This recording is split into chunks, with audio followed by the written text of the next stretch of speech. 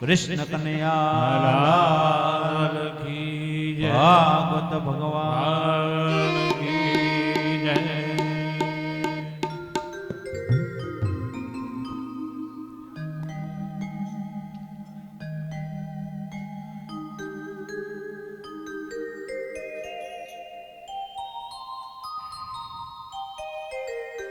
સ્વસ્તિ શ્રી ગણેશાય નમઃ.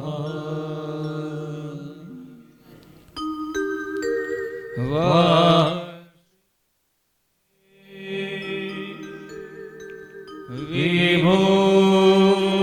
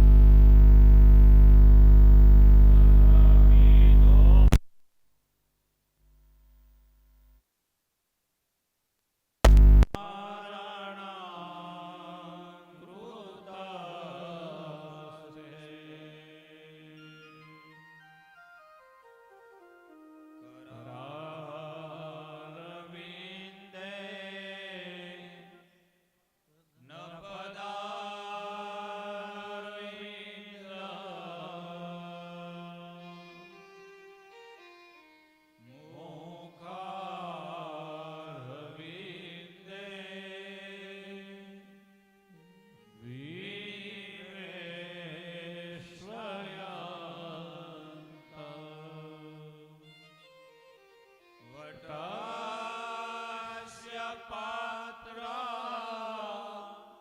શ્યપુટે શયાન બાલ મુકુંદ મનસા સ્મરામિ શ્રી કૃષ્ણ ગોવિંદ હરે મુરારી હે નાથ નારાયણ વાસુદેવા જીહવે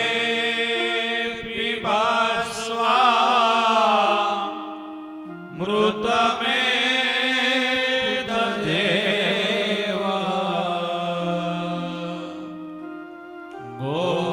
ગોવિંદ દામો દરમાધવે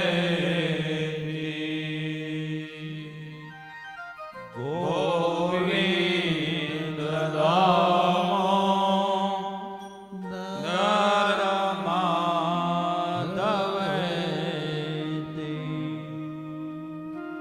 શ્રી બાલકૃષ્ણ લાલ કી જય ભાગવત ભગવાન કી જય ગંગા મૈયા કી જય સદગુરુ દેવ કી જય अपने अपने मात पिता की जय सत्य सनातन धर्म की जय सब संतन की जय कुलदेवी मात की जय सुरापुरा दादानी जय समस्त पितरो देवनी जय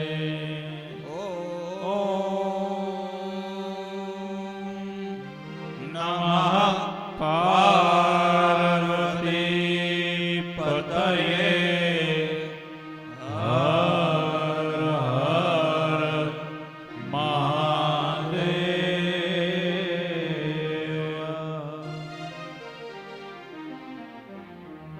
राम कृष्ण हरि मुकुंद मुरारी राम कृष्ण हरि मुकुंद मुरारी राम कृष्ण हरि मुकुंद मुरारी राम कृष्ण हरि मुकुंद मुरारी बाल कृष्ण हरि माधव मुरारी भज बाल कृष्ण हरि माधव मुरारी भज बाल कृष्ण हरि माधव मुरारी भज बाल कृष्ण हरि माधव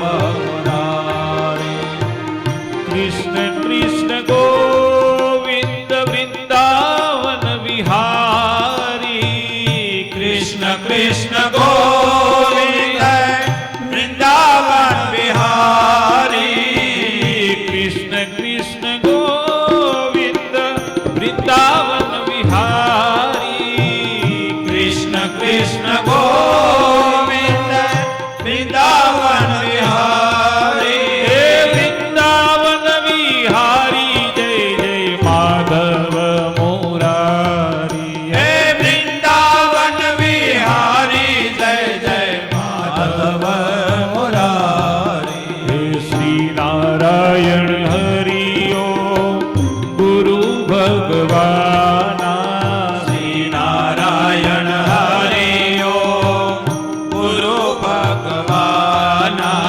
श्री नारायण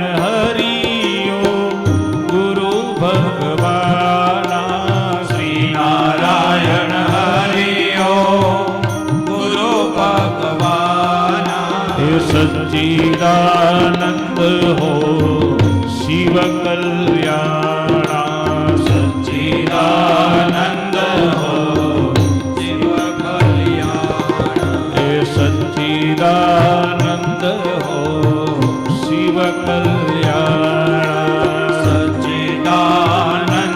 हो शिव कल्याणा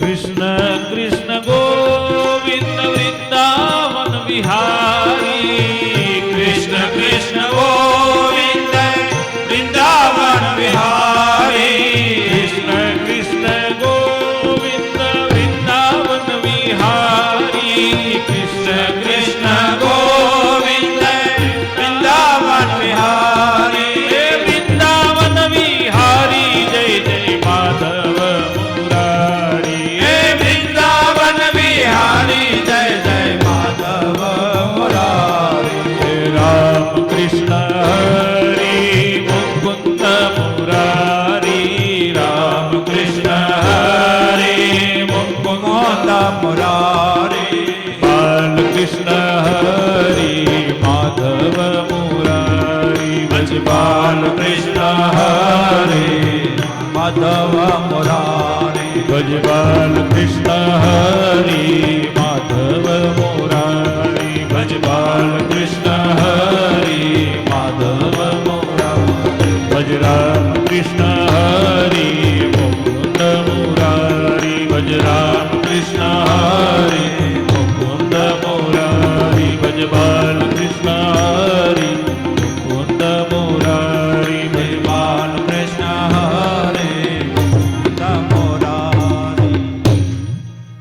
बाल कृष्ण लाल की जय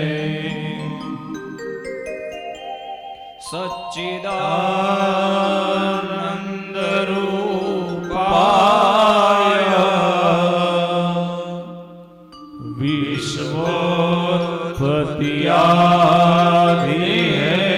विश्वोत्पत्त्यादिहेतवे तापत्रय विनाशाय श्री कृष्णाय वयं नमः श्री कृष्णाय वयं नमः सदा सेव्या श्रीमद् भागवती कथा सदा सेव्या श्रीमद् भागवती कथा सदा सेव्या श्रीमद् भागवती कथा सदा सेव्या श्रीमद् भागवती कथा यस्य श्रवणमात्रेण हरिश्चित्तं श्रमाश्रये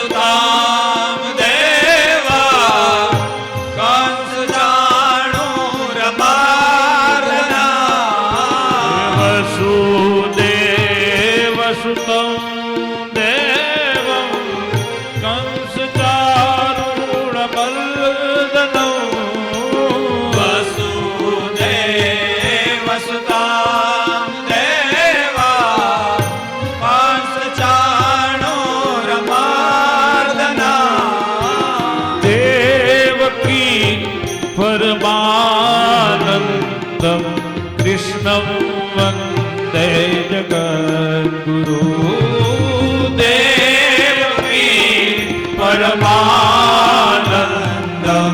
કૃષ્ણં વંદે જગદ્ગુરુ દેવકી પરમાનંદં કૃષ્ણં વંદે જગદ્ગુરુ પરમાનંદં કૃષ્ણં વંદે જગદ્ગુરુ સદા સેવ્યા શ્રીમદ્ ભાગવતી કથા સદા સેવ્યા શ્રીમદ્ ભાગવતી કથા યસ્યા શ્રવણમાત્રેણારી સ્થિतं શ્રમાશ્રયે યસ્યા શ્રવણમાત્રેણારી સ્થિतं શ્રમાશ્રયે સદા સેવ્યા શ્રીમદ્ ભાગવતી કથા સદા સેવ્યા શ્રીમદ્ ભાગવતી કથા શ્રીમદ્ ભાગવતી કથા શ્રીમદ્ ભાગવતી કથા શ્રી સુખદેવ મહારાજ કી જય આઈએ હનુમાન બિરાજીએ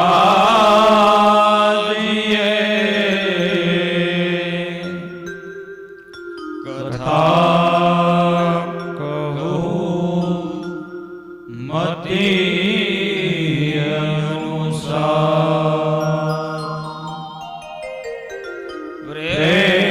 પ્રેમ સહિત ગાતી કરો પધારીએ પવન કુમાર પધારીએ પવન કુમાર શ્રી હનુમાનજી મહારાજની જય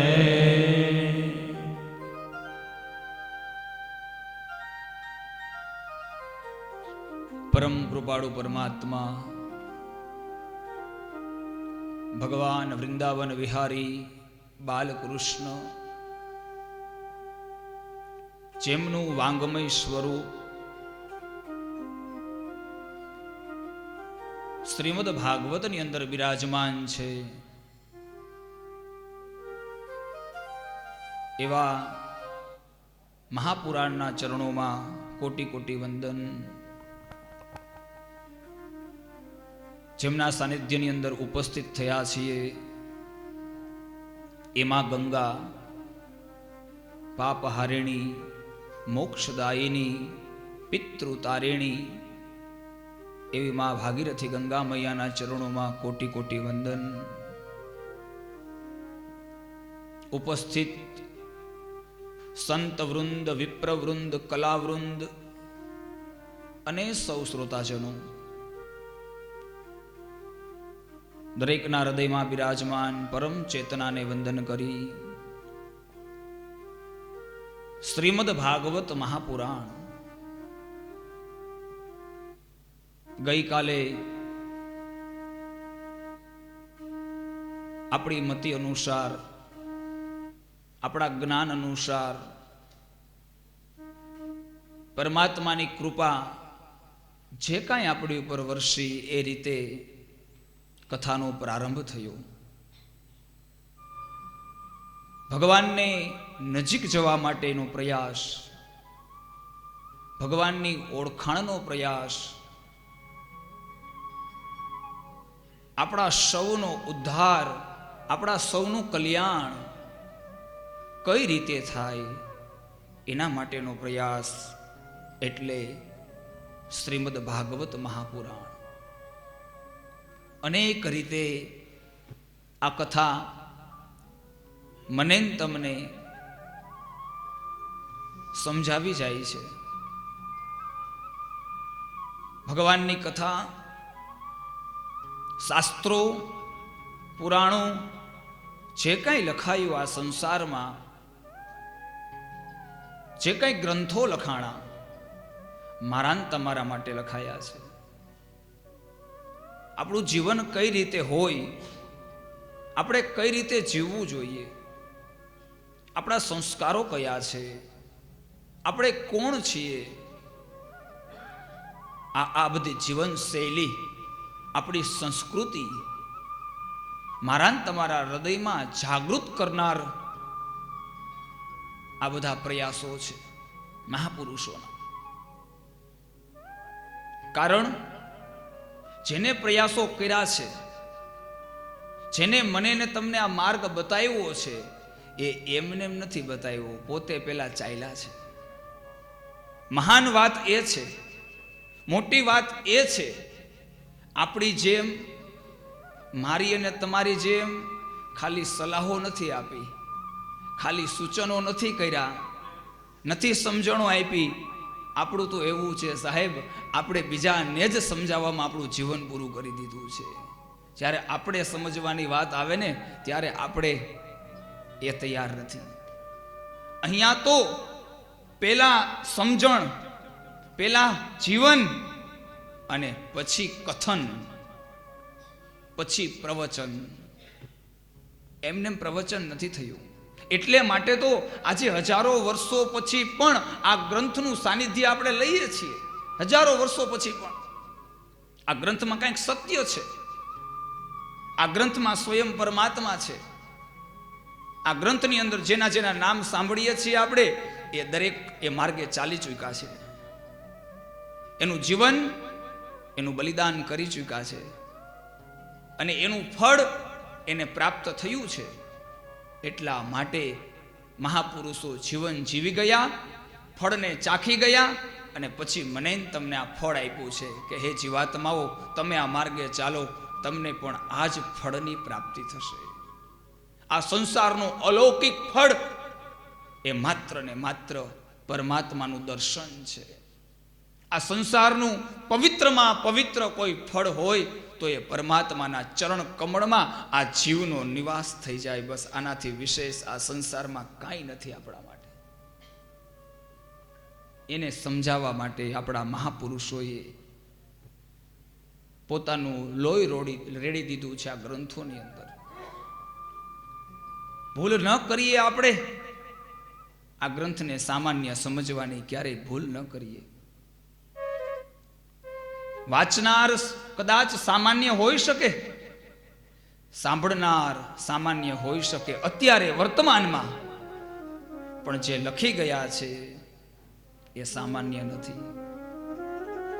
જે વાંચી ગયા છે પૂર્વની અંદર એ સામાન્ય નથી. અરે સાહેબ, જે સાંભળી ગયા છે એ પણ સામાન્ય નથી. લખનાર, વાંચનાર અને સાંભળનાર, આ ત્રણેયનો ઉદ્ધાર ભાગવતે બતાવ્યો છે. ત્રણેયનો ઉદ્ધાર. અને માત્ર ઉદ્ધાર નહીં, સ્વયં પરમાત્માનું જ સ્વરૂપ. વેદવ્યાસજી મહારાજ, જેની આપણે કથા સાંભળી ગઈકાલે, એનો પરિચય જોયો આપણે. ભગવાનના 24 અવતારમાંનો એક અવતાર વેદવ્યાસજી મહારાજ છે. એમના પુત્ર સુખદેવજી મહારાજ, વેદવ્યાસજી મહારાજે આ ગ્રંથને લખ્યો સ્વયં પરમાત્માનું સ્વરૂપ.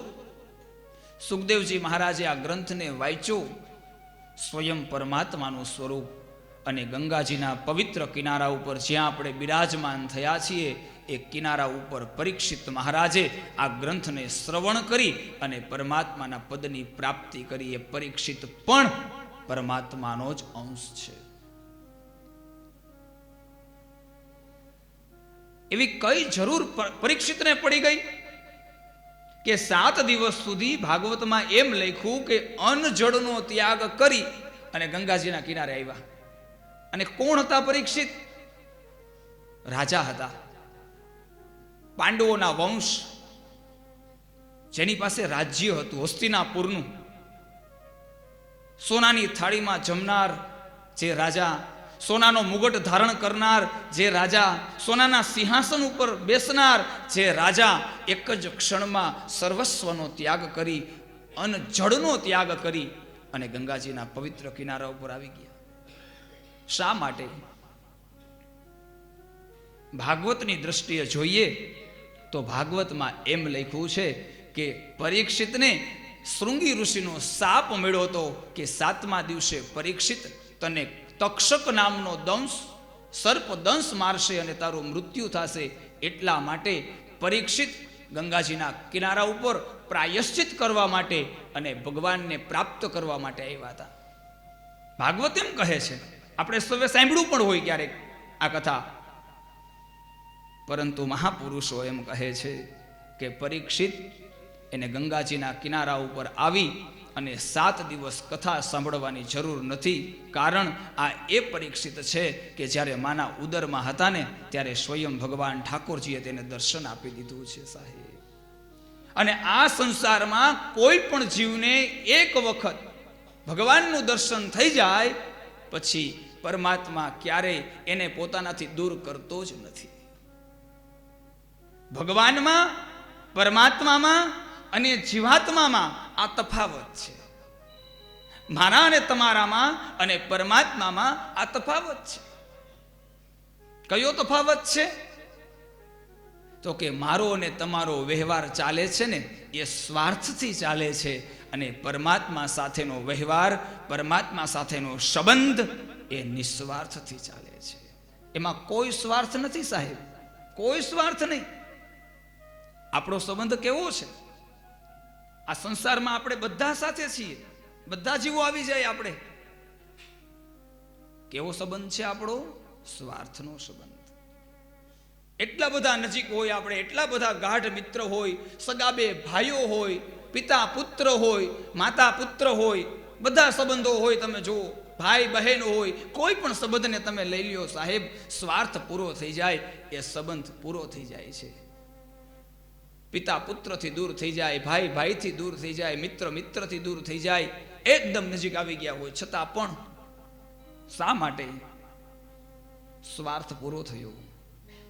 કોઈને કોઈ સ્વાર્થ સાથે આપણો સંબંધ બંધાયેલો છે. આ સંસારમાં એક જ સંબંધ એવો છે આ જીવનો કે એક વખત બાંધ્યા પછી એ સંબંધ ક્યારેય પૂરો થતો જ નથી. અને એ સંબંધ છે પરમાત્મા સાથેનો સંબંધ, ભગવાનની સાથેનો સંબંધ. પરીક્ષિત કહે છે મારો જન્મ નથી થયો ત્યાં ભગવાને મને દર્શન આપ્યું, હવે તો મારે મોક્ષની ક્યાં જરૂર છે? મારે મુક્તિની ક્યાં જરૂર છે? મહાપુરુષોએ મનોમંથન કર્યું છે. તો પરીક્ષિતને મોક્ષ નથી જોતો તો એને અંજળનો ત્યાગ શા માટે કર્યો? 7 દિવસ સુધી ગંગાજીના કિનારા ઉપર વનખલ વસ્ત્ર પહેરી અને સુકામે રહ્યા. બની શકે હસ્તિનાપુરમાં 7 દિવસ પસાર કર્યા હોત ને તો પણ ભગવાન મળી જાત. ભગવાનના નામનું સ્મરણ કરી લીધું હોત ને તો પણ ભગવાન મળી જાત. સોનાની થાળીમાં જમતા જમતા 7 દિવસ પૂરા કરી દીધા હોત ને તો પણ ભગવાન મળી જાત. કારણ કે જેને ભગવાન મળી જ ચૂક્યા છે, મળવાની વાત નથી. તો વિચાર કરો સાહેબ, આ એ પરીક્ષિત છે. બધી ખબર હોવા છતાં પણ સર્વસ્વનો ત્યાગ કરી અને ગંગાજીના કિનારા ઉપર આવી ભગવાનની કથા શ્રવણ કરી અને પરમાત્માના પદની પ્રાપ્તિ કરી આવી કથા મને તમને સમજાવી મહાપુરુષોએ. કારણ આ પરીક્ષિત એ એમ કહેવા માગે છે કે મને તો ભગવત પ્રાપ્તિ થઈ ગઈ, પણ હવે 7 દિવસ મારી પાસે જે શેષ રહ્યા છે, મારા 7 દિવસમાં હું એવું કામ કરું કે મને જે ભગવાનનું દર્શન થયું છે એ આખા જગતને ભગવાનનું દર્શન થાય. એટલા માટે હું અંજળનો ત્યાગ કરી અને માં ગંગાના કિનારે જાઉં છું. સાહેબ, આપણા માટે એટલે આપણે બોલી ગયા, આપણે સાંભળી ગયા, આ માર્ગે ચાલી ચૂક્યા છે આ બધા જીવ. હવે આપણને આ ભગવાનનું દર્શન કરાવવું છે પરીક્ષિતને. એને જે ભગવાન મળ્યા છે એ ભગવાન મને તમને કેમ મળે, એના માટે પોતે અનજળનો ત્યાગ કરી દીધો. ન પાણી ન અન્ન, માત્ર ને માત્ર ભગવાનનું સ્મરણ, શરણ, કીર્તન, ભગવાનની કથા. સદા સેવ્યા, સદા સેવ્યા. સતત અને સતત ભગવાનનું ચિંતન મનન. કોઈ પણ માર્ગે આજે તમે ભગવાનની કથા સાંભળી છે તો એક સંકલ્પ કરીએ કે હે ભગવાન, હરિદ્વાર તીર્થક્ષેત્રની અંદર અમે ભગવાનની કથા સાંભળી, એ કથાની અંદર પરમાત્માની ઓળખાણ થઈ. હે ભગવાન, હવે ભગવાનથી અમે ક્યારેય દૂર નહીં રહી શકીએ. જુઓ, કોઈ મોટા માણસની ઓળખાણ થઈ જાય ને આપણને, હે અહીં મોટા માણસની તો ક્યાં વાત છે, ચાલો સામાન્ય વાત કરીએ. મોટા માણસની ઓળખાણ થઈ જાય તો બહુ મોટી વાત છે, પણ સામાન્ય માણસની ઓળખાણ થઈ જશે. અહીંયા આપણે યાત્રામાં જોડાયા છે, કેટલા બધા નવી ઓળખાણો થશે, નવા માણસો મળશે. એકાબીજાને આપણે કોન્ટેક્ટ નંબર લેશું, ફોન નંબર લેશું અને ઘરે જઈને એકાબીજાને યાદ કરશું, ફોન કરશું. હે શું કામે? આપણે 7 દિવસ સાથે રહ્યા, એની સાથે આપણે સંબંધ બંધાણો, એકાબીજાનો સ્વભાવ મેચ થયો, એટલે પછી આપણે એને ક્યારેય નથી ભૂલતા. આપણે દરરોજને માટે જ્યારે પણ સમય મળે ત્યારે એને આપણે એકાબીજાને યાદ કરીએ છીએ. આ માત્ર સંસારની વાત છે, સામાન્ય વાત છે. અને એમાંય જો કોઈ મોટો માણસ, અધિકારી, પદવાળો, પ્રતિષ્ઠાવાળો જો કોઈ માણસ એની આપણને ઓળખાણ થઈ જાય ને તો પછી વાત જ ક્યાં રહી? તો એને તો આપણે ક્યારેય ન ભૂલીએ. કદાચ સામાન્ય માણસ તો ભૂલાઈ જાય, અને એનો આપણને એક ગર્વ પણ હોય, એનો આપણને એક અહંકાર પણ હોય કે મારી ઓળખાણ મોટા સાહેબા રહે છે, કોઈ પદ અધિકારીઓ, એની સાથે આપણી ઓળખાણ હોય તો એનો આપણને ગર્વ પણ હોય, એનો આપણને અહંકાર પણ હોય. અને કદાચ એ ગમે એટલી ભૂલ કરે ને આપણી સાથે, કારણ કે પદ છે એમની પાસે, એની પાસે પૈસા છે, એની પાસે પ્રતિષ્ઠા છે, એટલે શું કરીએ ખબર છે? આપણે એના બધા ગુના માફ કરી દઈએ. આપણા પ્રસંગમાં એ ન આવે ને તો આપણે શું કહીએ ખબર છે? કાંઈ વાંધો, એની પાસે સમય ન હોય તો ન આવી શકે, આપણે એને ત્યાં જઈએ, આપણે એની સાથે નિસ્વાર્થ સંબંધ બાંધી દઈએ. કારણ આપણને ખબર છે ક્યારેક આપણે એની જરૂર પડશે તો એ આપણને કામ આવશે, આપણને ઉપયોગમાં આવશે. સામાન્ય માણસની સાથે આપણે ગણતરી કરીએ કે ભાઈ અમારે ત્યાં પ્રસંગમાં નહોતા આવ્યા તો અમે નહીં જઈએ, પણ પદવાળો, પ્રતિષ્ઠાવાળો, કોઈ મોટો માણસ, કોઈ સંપત્તિવાળો માણસ, એની સાથે આ જીવ કોઈ ગણતરી નથી કરતો. તો વિચાર કરીએ સાહેબ, આ પદ, પ્રતિષ્ઠા અને પૈસાવાળો માણસ છે ને એ તો સામાન્ય જીવ છે, એ પામર મનુષ્ય છે, એ આપણા જેવો જ છે. પણ જેને આખું જગત બનાવ્યું છે, જેને આખા જગતને સંપત્તિ આપી છે, જેને આખા જગતને જ્ઞાન આપ્યું છે, એ પરમપિતા પરમાત્મા છે સાહેબ. એની સાથે જ્યારે સંબંધ બાંધીએ આપણે ત્યારે આપણો કોઈ સ્વાર્થ ન હોવો જોઈએ. ભગવાન, તું મારો છે, આ સંસારમાં જે કાંઈ આપ્યું ને પરમાત્મા તે મને આપ્યું છે.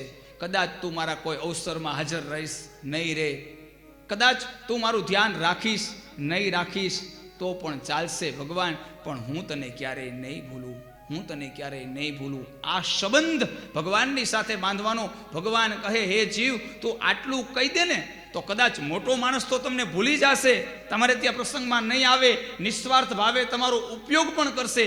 પણ ભગવાન તો એટલો કૃપાળુ છે, એટલો દયાળુ છે કે આ જીવ એમ કહી દે ને કે ભગવાન, યથા યોગ્યમ તથા કુરુ, મેં તને સોંપી દીધો છે. આ જીવ એમ કહે કે હું તને સમર્પિત થઈ ગયો છું ભગવાન, હવે જેમ કરું એમ તું કરે, જેમ મને રાખવો હોય તેમ રાખે. ત્યારે ભગવાન એમ કહે છે, હું સારથી બની અને જેમ અર્જુનનો રથ ચલાવ્યો ને, હે જીવ, આ સંસારમાં દરેક જીવનો રથ હું ચલાવું છું, દરેકનું જીવન હું ચલાવું છું.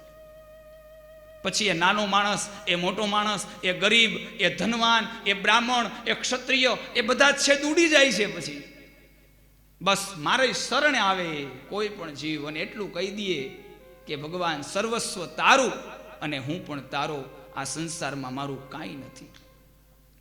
આવો દ્રઢ વિશ્વાસ પરમાત્માના ચરણોમાં જ્યારે પ્રગટ થઈ જશે, જાગૃત થઈ જશે, ત્યારે મારું તમારું જીવન એ ધન્ય બની જશે. કારણ આ જીવનનો સારથી ભગવાન બનશે. પરમાત્મા જ્યારે સારથી બની જાય ને સાહેબ, ત્યારે સંસારનો કોઈ પણ દુઃખ મને તમને દુઃખી ન કરી શકે, કોઈ પણ સુખ એ સુખી ન કરી શકે. કારણ મારા તમારા હૃદયમાં પરમાત્મા બિરાજમાન થયા છે, અને જેના હૃદયમાં ભગવાન બિરાજમાન થયા હોય એ સુખ દુઃખથી પર થઈ અને આનંદની અનુભૂતિ કરે છે. આનંદની અનુભૂતિ કરે છે. એ આનંદ પરમાત્મા છે, એ સ્વયં સ્વરૂપ છે ભગવાનનું. એટલા માટે ગઈકાલનો પહેલો શ્લોક હતો સચ્ચિદાનંદ રૂપાય. આનંદનું પ્રતીક છે પરમાત્મા. હૃદયમાં આનંદિત ઉર્જા, એક નવી ચેતના, એક નવો પ્રકાશ, જ્ઞાન હૃદયની અંદર પ્રકાશિત થઈ જાય છે. ભગવાન જ્યારે બિરાજમાન હૃદયમાં થઈ જાય છે ત્યારે બધાના હૃદયમાં ભગવાન બિરાજમાન જ છે, પરંતુ ભગવાન બિરાજમાન છે હૃદયની અંદર, એ અને અહંકાર, મારાપણું, હુંપણું, એની વચ્ચે એક પડદો, અહંકાર રૂપી પડદો છે. એ પડદાને હટાવવાની વાત છે સાહેબ. મહાપુરુષોએ પડદો હટાવ્યો. કોઈ પણ ભગવાનના દર્શન કરવા જાઓ તમે, એમાં ખાસ કરીને ઠાકોરજીના દર્શન કરીએ ને ત્યારે સૌ જાણીએ છીએ મહાદેવના દર્શનની કોઈ ચિંતા ન હોય, કારણ કે 24 કલાક દર્શન આપે મહાદેવ. એનું મંદિર બંધ જ ન હોય, અને કદાચ મંદિર બંધ હોય ને તો એવી જારી લાગી હોય કે ત્યાંથી મહાદેવ દેખાય આપણને. પણ ઠાકોરજી એક એવું દર્શન, ભગવાન દ્વારકાધીશનું એવું દર્શન છે, એની બધી ઝાંખીઓ થતી હોય ને ત્યારે પડદો આડો થઈ જાય છે. ભગવાનની ઝાંખીમાં ભગવાનનું દર્શન નથી થતું. તમે પહોંચ્યા અને કોઈ ઝાંખીનો સમય તો પડદો આડો હોય, પછી તમારે રાહ જોવી પડે છે. એ પડદો હટે, ઝાંખી પૂરી થાય, પછી ભગવાનનું દર્શન થાય છે. એવી રીતે મારા તમારા હૃદયમાં પરમાત્મા બિરાજમાન છે. જેમ મંદિરમાં ભગવાન બિરાજે છે એમ હૃદયમાં બિરાજે છે. પણ ત્યાં ઝાંખી સમયે પડદો આડો આવે છે, અને હું અને તમે આ સંસારમાં રચા પૈચા રહી અને અહંકાર કરીએ છીએ ને ત્યારે અહંકાર રૂપી પડદો આડો આવી જાય. એટલા માટે ભગવાનનું દર્શન નથી. પૂજારીજી શું કરે તો કે ઝાંખી પૂરી થઈ જાય ને એટલે પડદો હટાવી દે. મારા તમારા જીવનમાં કોઈ પૂજારી બની જાય ને તો અહંકાર રૂપી પડદો હટી જાય. અહંકાર રૂપી પડદાને હટાવવા માટે મારે તમારે કોઈ પૂજારી જોશે. પછી એ ગુરુજી હોય તોય ભલે, એ ગ્રંથ હોય તોય ભલે, એ સંત હોય તોય ભલે, કોઈ સજ્જન વ્યક્તિ હોય તોય ભલે, એનો સંગ જોશે તો જ અહંકાર રૂપી પડદો હટશે અને હૃદયમાં બિરાજમાન પરમાત્મા પ્રગટ થઈ જશે. એટલા માટે પરીક્ષિત મને તમને સમજાવે છે કે ગંગાજીના પવિત્ર કિનારા ઉપર મારા હૃદયની અંદર એક પડદો હતો, ભગવાનનું દર્શન ન થયું. પણ સુખદેવજી મહારાજ જ્યારે ગુરુ બનીને આવ્યા ત્યારે અહંકાર રૂપી પડદાને હટાવી અને આત્માને પરમાત્માને એક કરી દીધા. એક કરી દીધા. આત્મા એ જ અને પરમાત્મા એ જ. કોઈ ભેદ નથી, કોઈ ભેદ નથી. આ ભગવાનની આધ્યાત્મિક વાતો એને સાથે લઈ અને આપણે ભાગવતજીને સમજવાની કોશિશ કરીએ છીએ. ભૌતિક વાતો એ તો ગમે ત્યાં મળી જશે, સંસારની વાતો ગમે ત્યાં મળી જશે, ગમે તે જીવ પાસે મળી જશે, પણ આધ્યાત્મિક વાતો ગ્રંથ પાસે મળશે, અધિકારી જીવ પાસે મળશે. અધિકાર વગર આધ્યાત્મિક વાતો મળશે નહીં. કહેનાર પણ નહીં મળે અને સાંભળનાર નહીં મળે. આ બેમાંથી એકય નહીં મળે. અને જ્યારે સાંભળનાર અને કહેનાર બંને મળી જાય ત્યારે સમજવાનું પરમાત્માની પરમ કૃપા થઈ ગઈ. પરીક્ષિત અધિકારી બની ગયા છે અને સુખદેવજી અધિકારી છે. પરીક્ષિત બની ગયા, સુખદેવજી તો પ્રથમથી અધિકારી છે. પરીક્ષિત અધિકારી બની ગયા. ગંગાજીના પવિત્ર કિનારા ઉપર આ સંવાદ ચાલુ થઈ ગયો સુખદેવ અને પરીક્ષિતનો. હજારો વર્ષોથી આ સંવાદ ચાલ્યો આવે છે. હજી પણ આનો આ સંવાદ મહાપુરુષો આ ગાતા ગાતા એટલા બધા ઓતપ્રોત થયા છે. આ ગ્રંથની અંદર, શાસ્ત્રોની અંદર, પુરાણોની અંદર અનેક જીવાત્માને આ ગ્રંથે ભગવાનનું દર્શન કરાવી દીધું છે. કોઈ જીવને 7 દિવસમાં દર્શન થઈ ગયું. ભાગવતજીની કથા એમ કહે છે, ચાલો ભગવાનનું દર્શન, આપણને એમ થાય કે ભાઈ આપણે તો કેટલા બધા સમયથી ભગવાનની કથા સાંભળીએ છીએ, કેટલા બધા સમયથી ભગવાનની ભક્તિ કરીએ છીએ, કેટલા બધા ભગવાનના નામ લઈએ છીએ, છતાં ભગવાનનું દર્શન કેમ નથી થતું? જુઓ, ભગવાનની કથા સાંભળવાથી આપણને આ પ્રશ્નનો જવાબ મળે કે આપણે ભક્તિ કરવા છતાં ભગવાનનું દર્શન કેમ નથી, અથવા તો ક્યારે થશે? આ 2 પ્રશ્નો છે આપણા. જે આધ્યાત્મિક માર્ગમાં આગળ છે, જે ભગવાનની ભક્તિ જ કરે છે, એના માટે આ 2 પ્રશ્નો છે. ભગવાન તું ક્યારે મળીશ? તારું દર્શન ક્યારે થશે? બાકી તો સંસારી જીવ, આપણા જેવા જીવ છે, એને તો આ પ્રશ્ન પૂછવાનો અધિકાર નથી. મને ને તમને આ પ્રશ્ન પૂછવાનો અધિકાર નથી. શું કામ નથી? ખબર છે આપણી ભક્તિ કેવી છે? આપણે ભક્તિ કરીએ છીએ 100%, આપણે ભગવાનના નામનું સ્મરણ કરીએ છીએ 100%, પણ સાહેબ પાપ કરવામાં આપણે પાછું નથી જોતા. મારું તમારું જીવન કેવું છે? પધારો સ્વામીજી, ઉદયાનંદ બાપુ પધાર્યા છે આપણા કથાની અંદર. હાર્દિક સ્વાગત, વધાવો તાલીઓથી.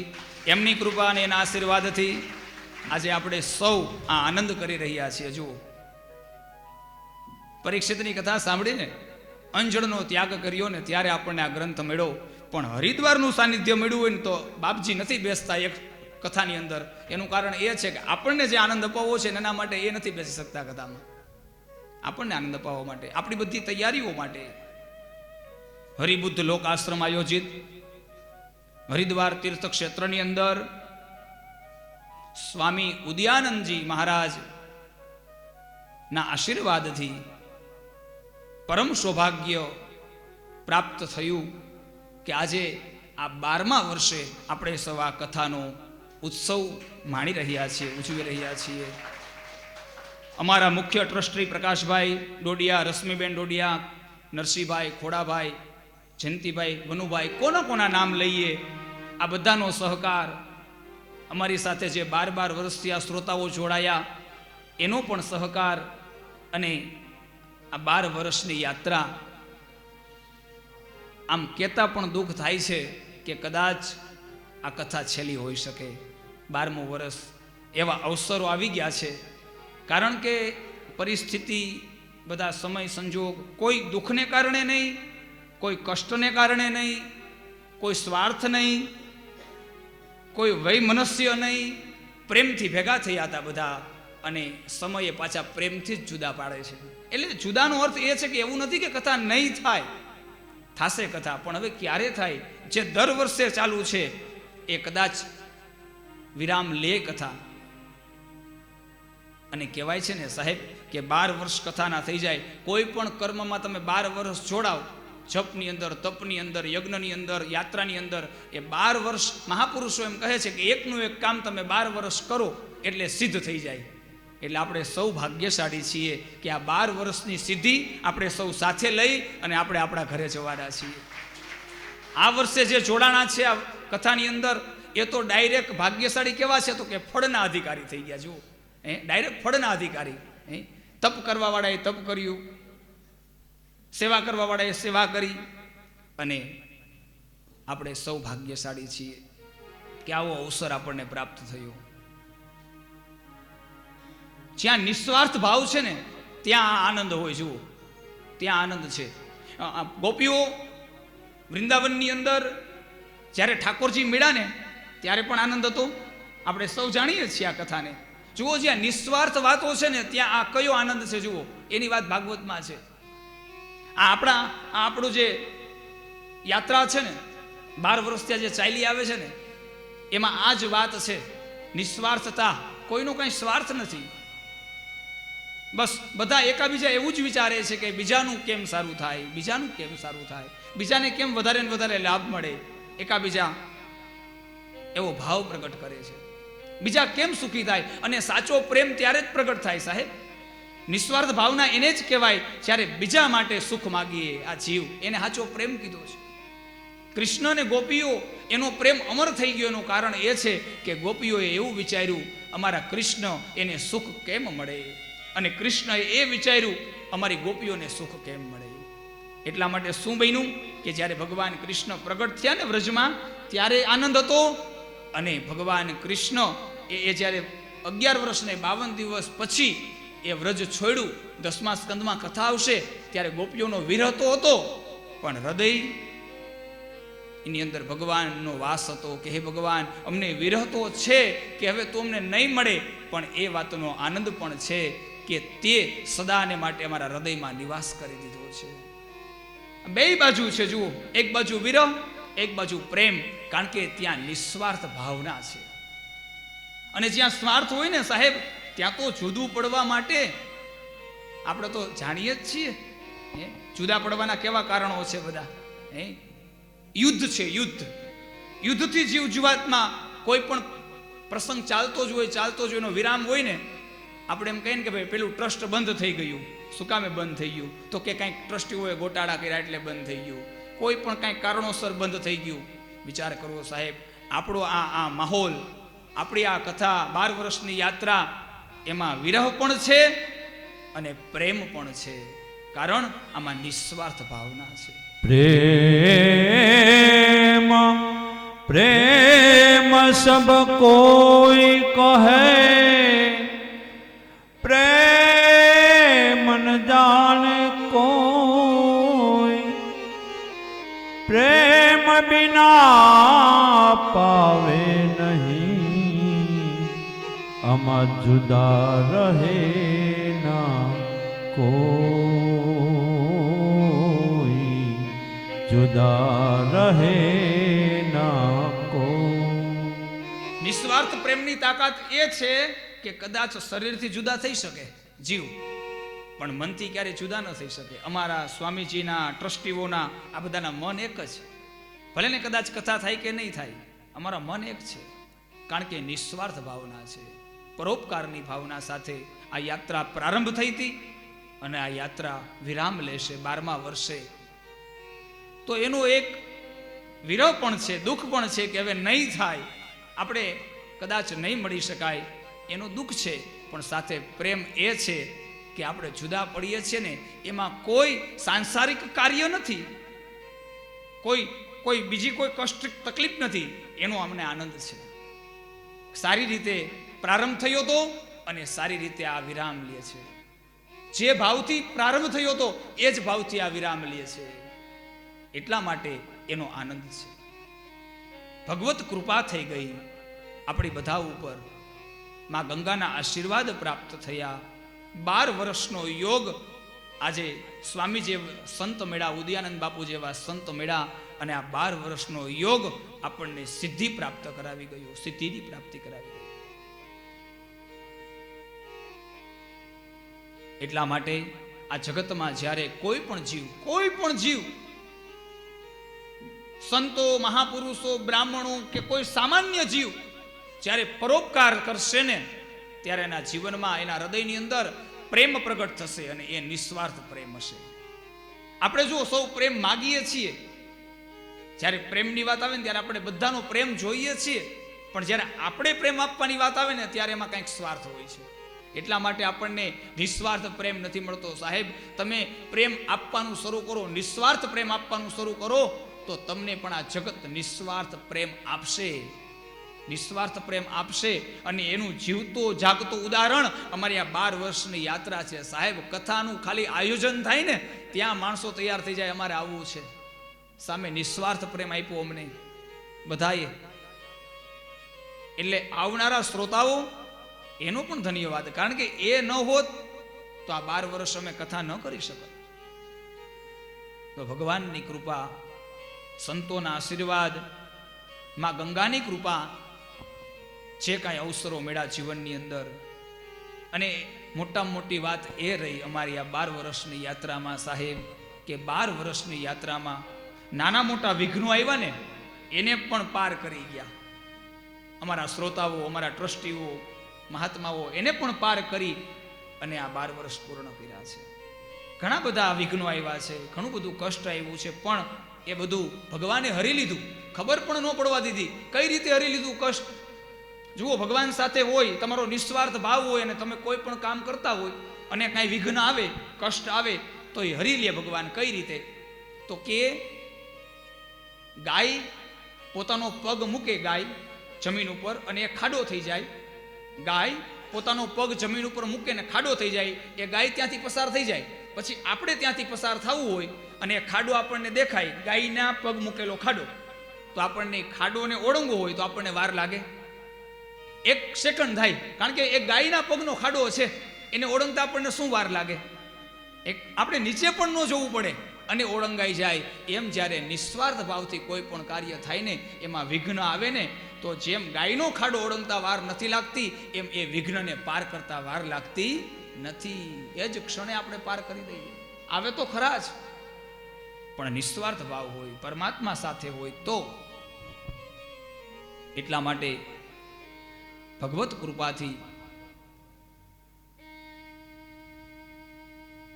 12 વર્ષ, અંતિમ વર્ષ વિરામ જવા થઈ રહ્યો છે, ત્યારે આ કથાનો જે આનંદ છે એ આપણે સૌએ સાથે લઈને જવાનું છે. આ કથા, અંતિમ કથા મારે ને તમારે કાયમ માટે યાદ રાખવી છે, આપણા જીવનમાં આ કથાને વણવી છે. અને ભગવાન કોઈ પણ રીતે અમે તમારી નજીક રહીએ, એટલા માટે મહાપુરુષો પરીક્ષિત મહારાજની આપણે કથા સાંભળતા સર્વસ્વનો ત્યાગ કરી ગંગાજીના કિનારા ઉપર આવ્યા છે. આપણા માટે આ જીવ ભગવાનથી નજીક કેમ રહે, બસ આ એક જ વાત છે. સત્સંગ દ્વારા, સ્મરણ દ્વારા, કીર્તન દ્વારા, યાત્રા દ્વારા, સંતોના સંગ દ્વારા, ક્યાંય આશ્રમમાં સેવા દ્વારા કોઈ પણ રીતે આ જીવને ભગવાનની નજીક રાખવો પડશે. જો આ જીવ ભગવાનની નજીક નહીં રહે તો પાપ થશે, તો દુઃખ થશે, તો કષ્ટ આવશે. જુઓ, એક દ્રષ્ટાંત છે સમજવા જેવું. આપણું મન કેવું છે? આપણું મન છે ને બહુ ચંચળ છે. આપણું મન સ્થિર નથી. બધાનું મન સ્થિર નથી. આપણે બેઠા છીએ અહીંયા, જુઓ, તન એટલે કે શરીરથી અહીં બેઠા છીએ, પણ એવું નથી કે આપણે અહીંયા 4 કલાક બેઠા શરીરથી તો આપણું મનય 4 કલાક બેઠું નહીં. એ તો એક મિનિટે, એક સેકન્ડે ક્યાંક આટો મારીને આવતું રહીએ પાછું આપણી પાસે.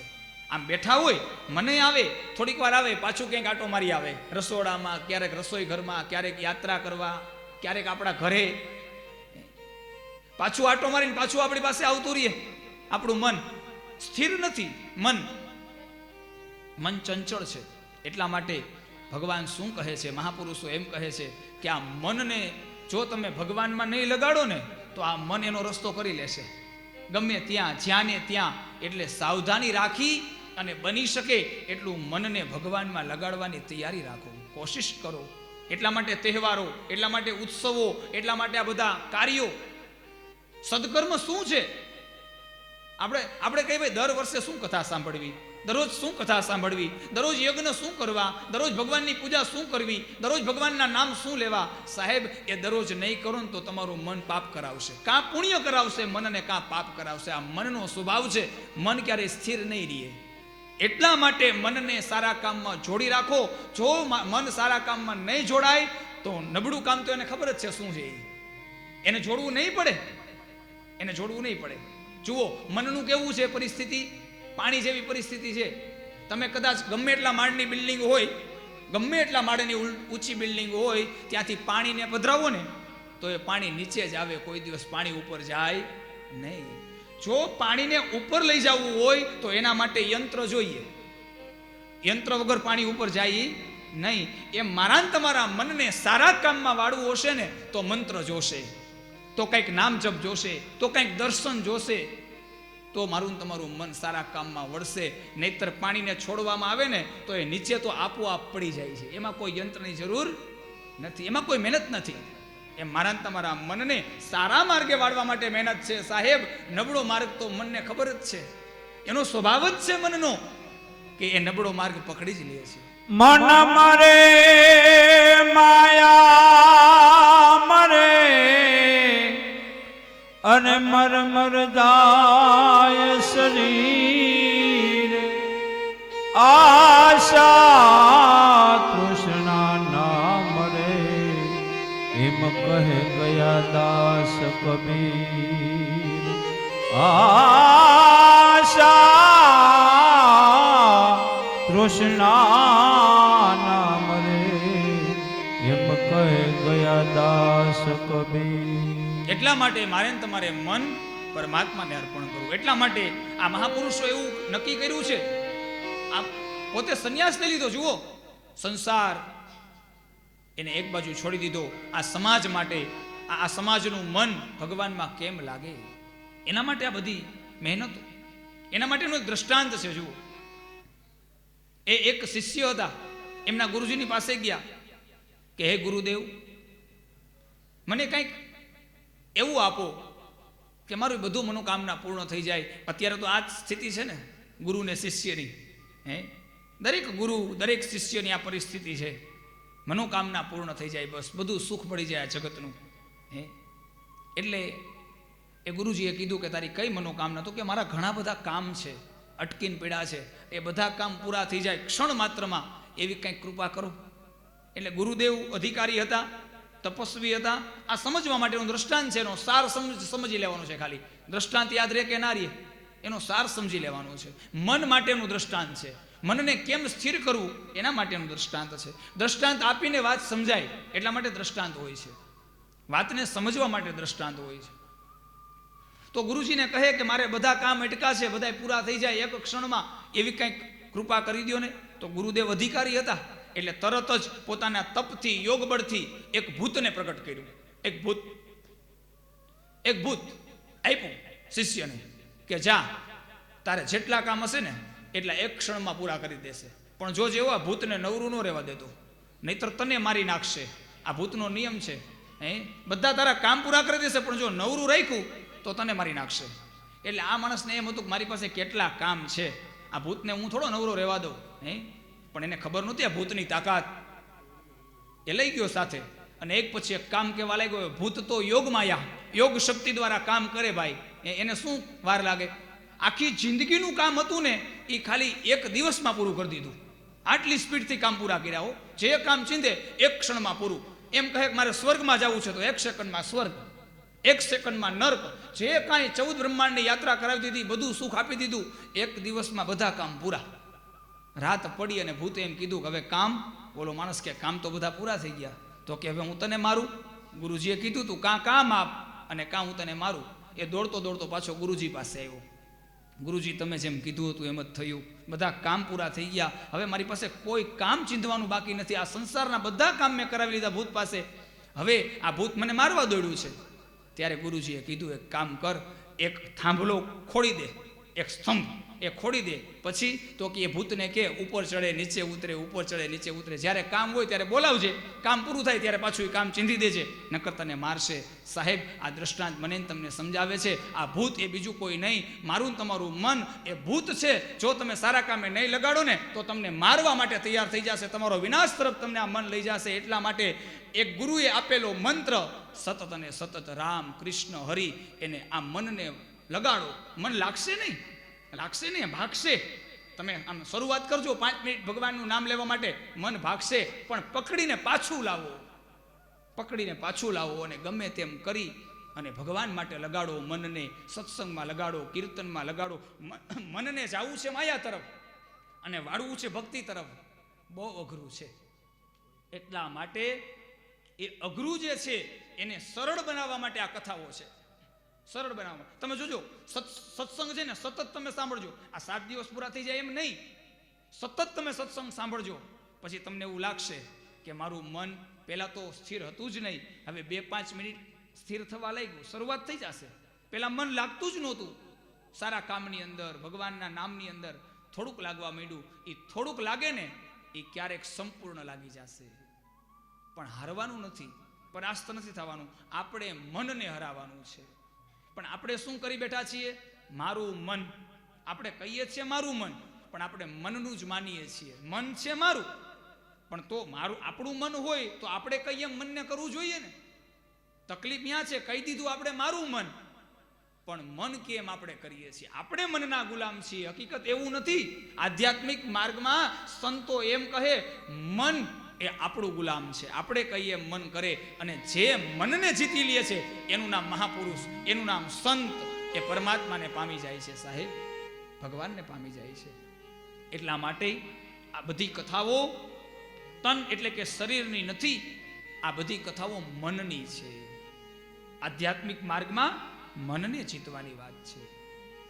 આ મન બહુ ચંચળ છે, એ સ્થિર થઈ જાય પરમાત્માના ચરણોમાં. એટલા માટે કથાઓ આપી, આપણા જીવનની અંદર ભગવાનની વાતો આપી.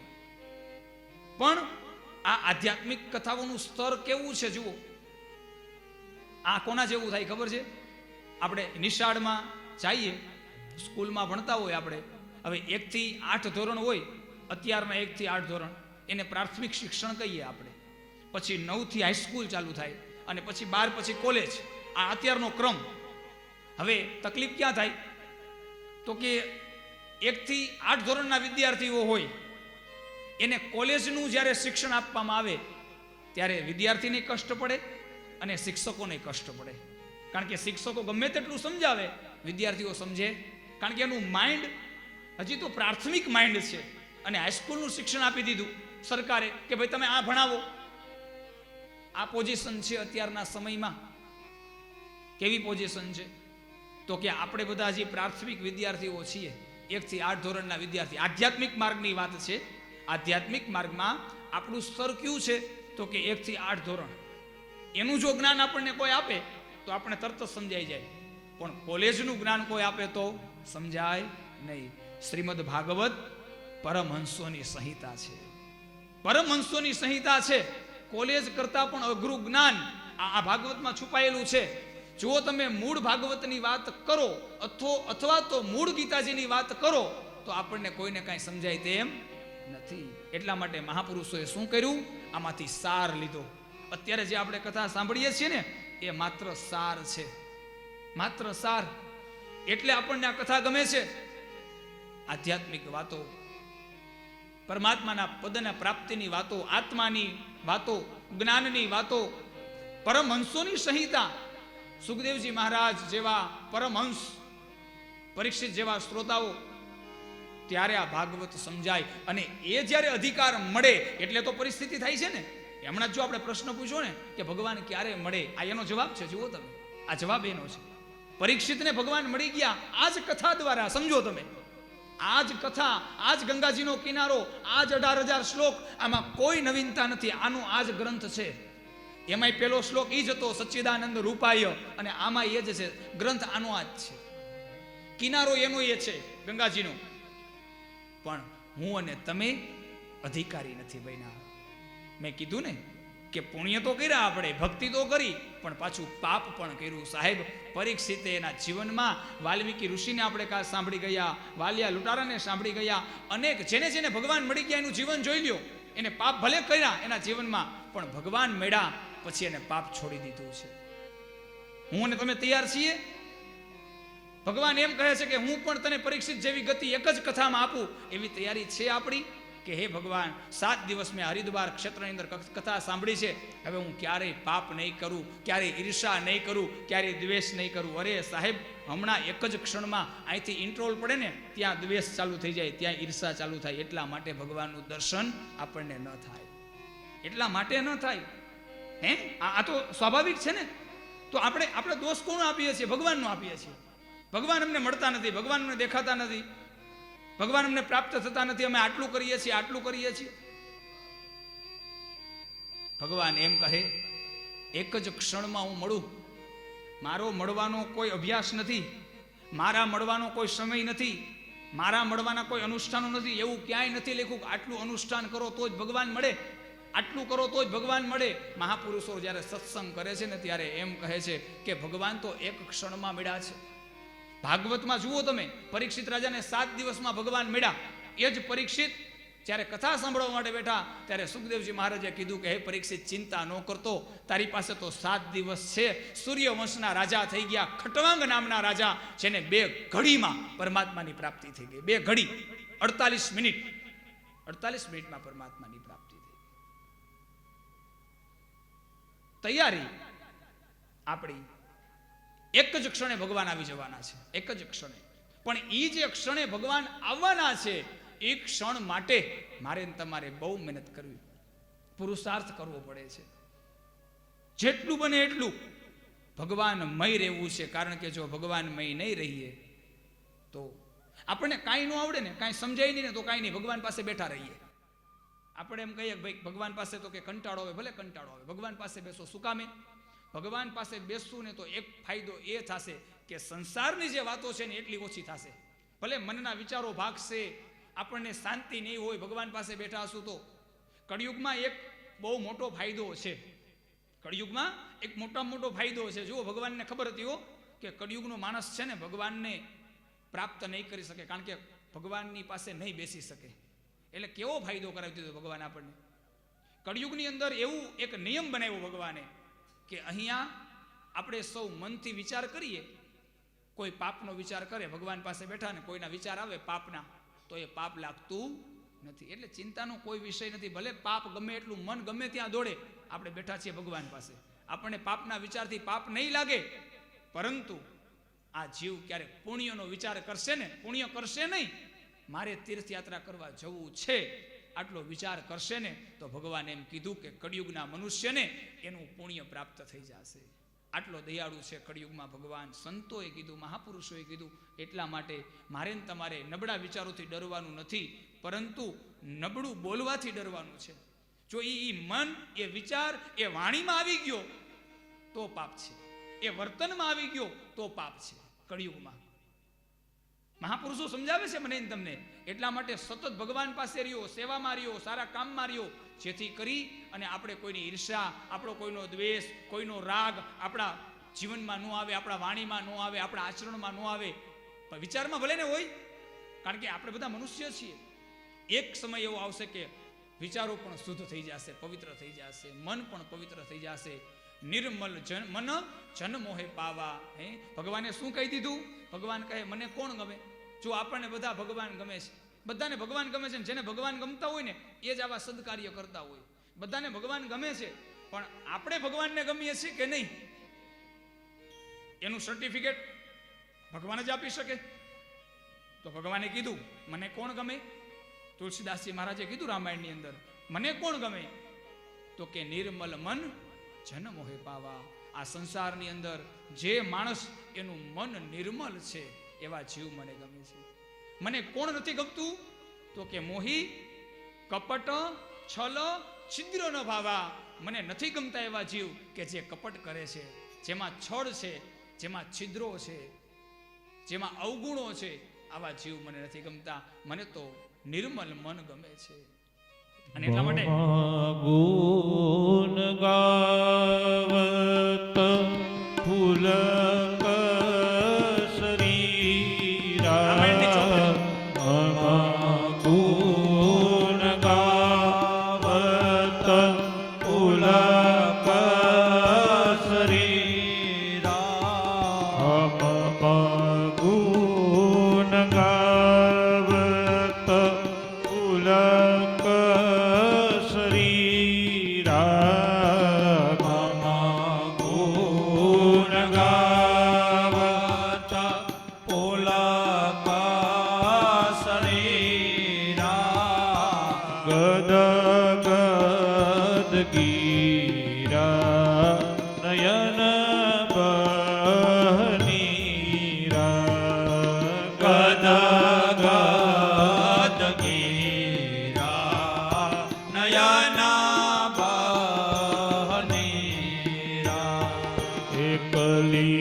કલિયુગ કેવલ નામ આધારા.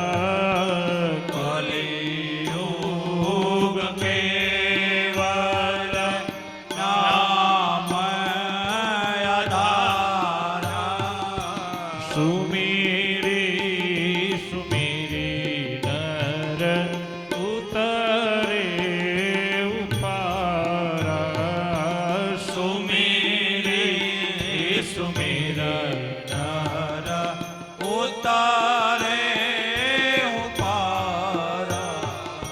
શ્રી રામ જય રામ જય જય રામ.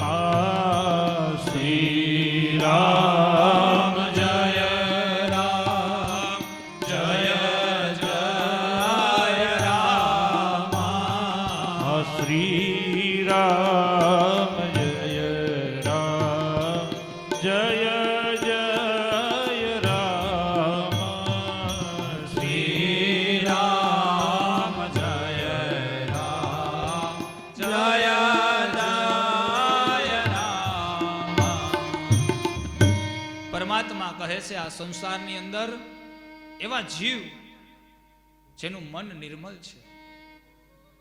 મન નિર્મલ છે એ ક્યારે ખબર પડે? મારા ને તમારા મન નિર્મલ બન્યા એ ક્યારે ખબર પડે? જો બધી વાતો શાસ્ત્રમાં બતાવી છે, જે પ્રશ્નો છે એના જવાબ પણ હા સાવધાની છે. આધ્યાત્મિક વાતો છે એના જવાબ શાસ્ત્રમાં છે. ભૌતિક વાતોનો જવાબ ક્યાંય છે નહીં. ભૌતિક વાતોનો જવાબ નથી ક્યાંય. આપણને ભૌતિક સુખ જોતું હોય તો કદાચ શાસ્ત્ર એમ કહે અમારા શરણે આવો, તમને શ્રદ્ધા હોય તો ભૌતિક સુખ મળે કે ન મળે, તમારા કર્મમાં હોય તો મળે, કર્મમાં ન હોય તો ભૌતિક સુખ ન મળે. પણ ભગવાન એમ કહે છે આધ્યાત્મિક આનંદની પ્રાપ્તિ એની ગેરંટી શાસ્ત્રમાં છે. એની ગેરંટી છે. આ સંસારમાં કોઈ વસ્તુની ગેરંટી નથી. આપણા સ્વાસ્થ્યની ગેરંટી નથી. ગમે એટલા પૈસાનો તમે બંગલો બનાવો, ગમે એટલા કરોડની ગાડી લ્યો, ગેરંટી નથી.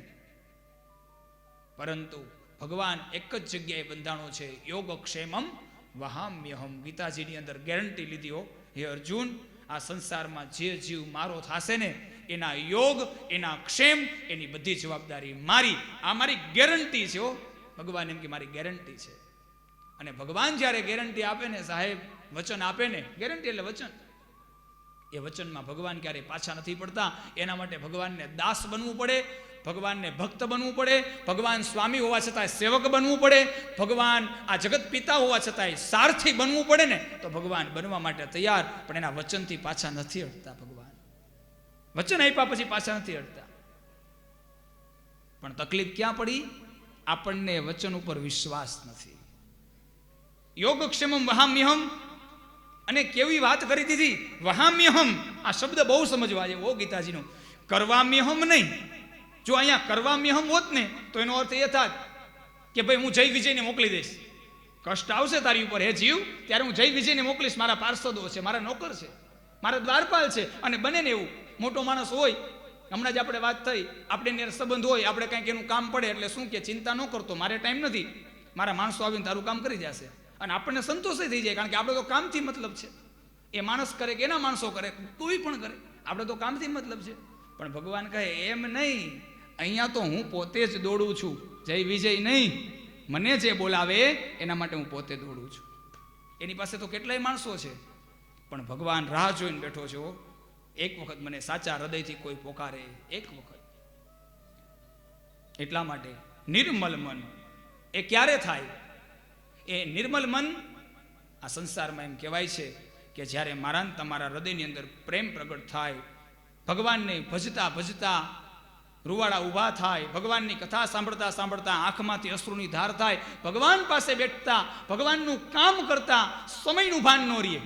કેટલો સમય વયો ગયો, કયું સ્થળ, કયો સમય, કયું શરીર, હું સ્ત્રી છું, હું પુરુષ છું, ભગવાનની પાસે બેઠા ત્યાં સુધી મને કાંઈ ખબર નથી. સમયની, સ્થિતિની, કોઈ પણ સ્થળની કોઈ ભાન નથી રહી.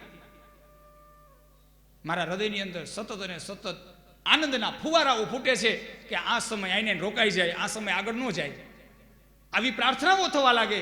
જ્યારે ભગવાનના કાર્ય માટે આપણે આગળ વધ્યા હોય, સમજવાનું કે મન નિર્મલ થઈ ગયું છે આ જીવનું.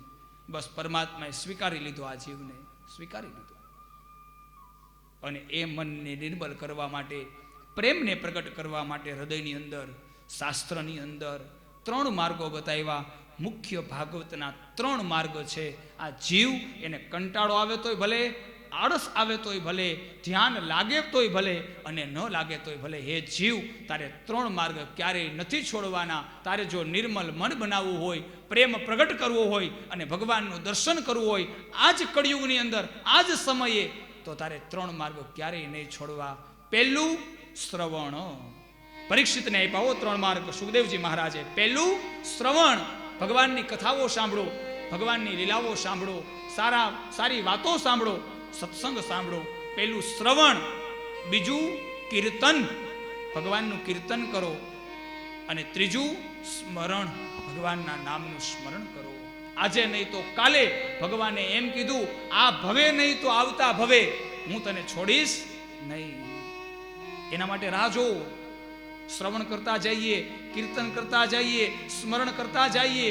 ભગવાન આપણી સાથે છે, કોઈ ચિંતા નથી. આપણા પાપ એ બળીને ભસ્મ થતા જશે અને એક સમયે પરમાત્માનું દર્શન થઈ જશે. આમાં કઈ બાદબાકી નથી, બાદબાકી છે જ નહીં. આમાં સરવાળો છે. જુઓ તમે, ભગવાનની લીલા તો જુઓ, ભગવાનની કૃપા તો જુઓ, સત્સંગની વાતો તો જુઓ, આધ્યાત્મિક માર્ગ તો જુઓ.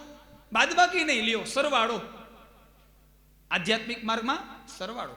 5 નામ લીધા ભગવાનના, મૃત્યુ થઈ ગયું તો ચિંતાની જરૂર નથી, કારણ કે બીજો જ્યાં જન્મ થશે ને એ 5 પછી 6 થી શરૂઆત થશે ગણતરીમાં. 50 નામ લીધા, ભગવાન નથી મળ્યા. 5000 નામ લીધા, ભગવાન નથી મળ્યા. મળશે ક્યારે? તો કે એટલું પાપ હતું એટલે ન મળ્યા, પણ બીજો જન્મ થશે ને તો શરૂઆત ત્યાંથી થશે. જો એક મહાત્મા હતા, એક સંત હતા. એક સંતે બહુ તપશ્ચર્યા કરી, બહુ સાધના કરી, અનુષ્ઠાનો કર્યા. 12 વર્ષ સુધી અનુષ્ઠાનો પૂરા કર્યા. આપણે કહીએ ને 12મા વર્ષે સિદ્ધિ મળે. 12 વર્ષ સુધી અનુષ્ઠાનો કર્યા, તપ કરી, સાધના કરી. કોના માટે? તો કે ભગવાનની પ્રાપ્તિ માટે. ભગવાન પ્રાપ્ત ન થયા 12 વર્ષ સુધી. એને એમ થયું કે ભાઈ મેં તો 12 વર્ષ સુધી જે પ્રમાણે બતાવ્યું છે શાસ્ત્રમાં એ પ્રમાણે જ મેં બધું કર્યું. હવે તો મને સિદ્ધિ મળવી જ જોઈએ. 12 વર્ષ થઈ ગયા મારા, મને સિદ્ધિ કેમ ન મળી? 12 વર્ષ પૂર્ણ થઈ ગયા, સિદ્ધિ ન મળી. એટલે શું કર્યું? એને સર્વસ્વનો ત્યાગ કરી દીધો, બધું કરવાનું બંધ કરી દીધું, સંન્યાસ માર્ગ લઈ લીધો. હવે કાંઈ નથી કરવું, માત્ર ને માત્ર સંન્યાસી જેવું જીવન જીવવું છે. જેવો સંન્યાસ માર્ગ લીધો એટલે ભગવાન પ્રગટ થયા. ભગવાને કહ્યું, માગ બેટા, શું જોઈએ? ત્યારે એ માણસે એમ કીધું, મારે કાંઈ જોતું નથી, પહેલા મારા પ્રશ્નનો જવાબ આપો. કે તમે એમ કહો છો કે 12 વર્ષે સિદ્ધિ મળે, મેં 12 વર્ષ સુધી તમારા દર્શન કરવા માટે ભક્તિ કરી, 12 વર્ષ સુધી તમે મળ્યા નહીં, પણ સંન્યાસ માર્ગ લીધો અને તમે પ્રગટ થઈ ગયા એક જ વર્ષમાં. આનું કારણ શું?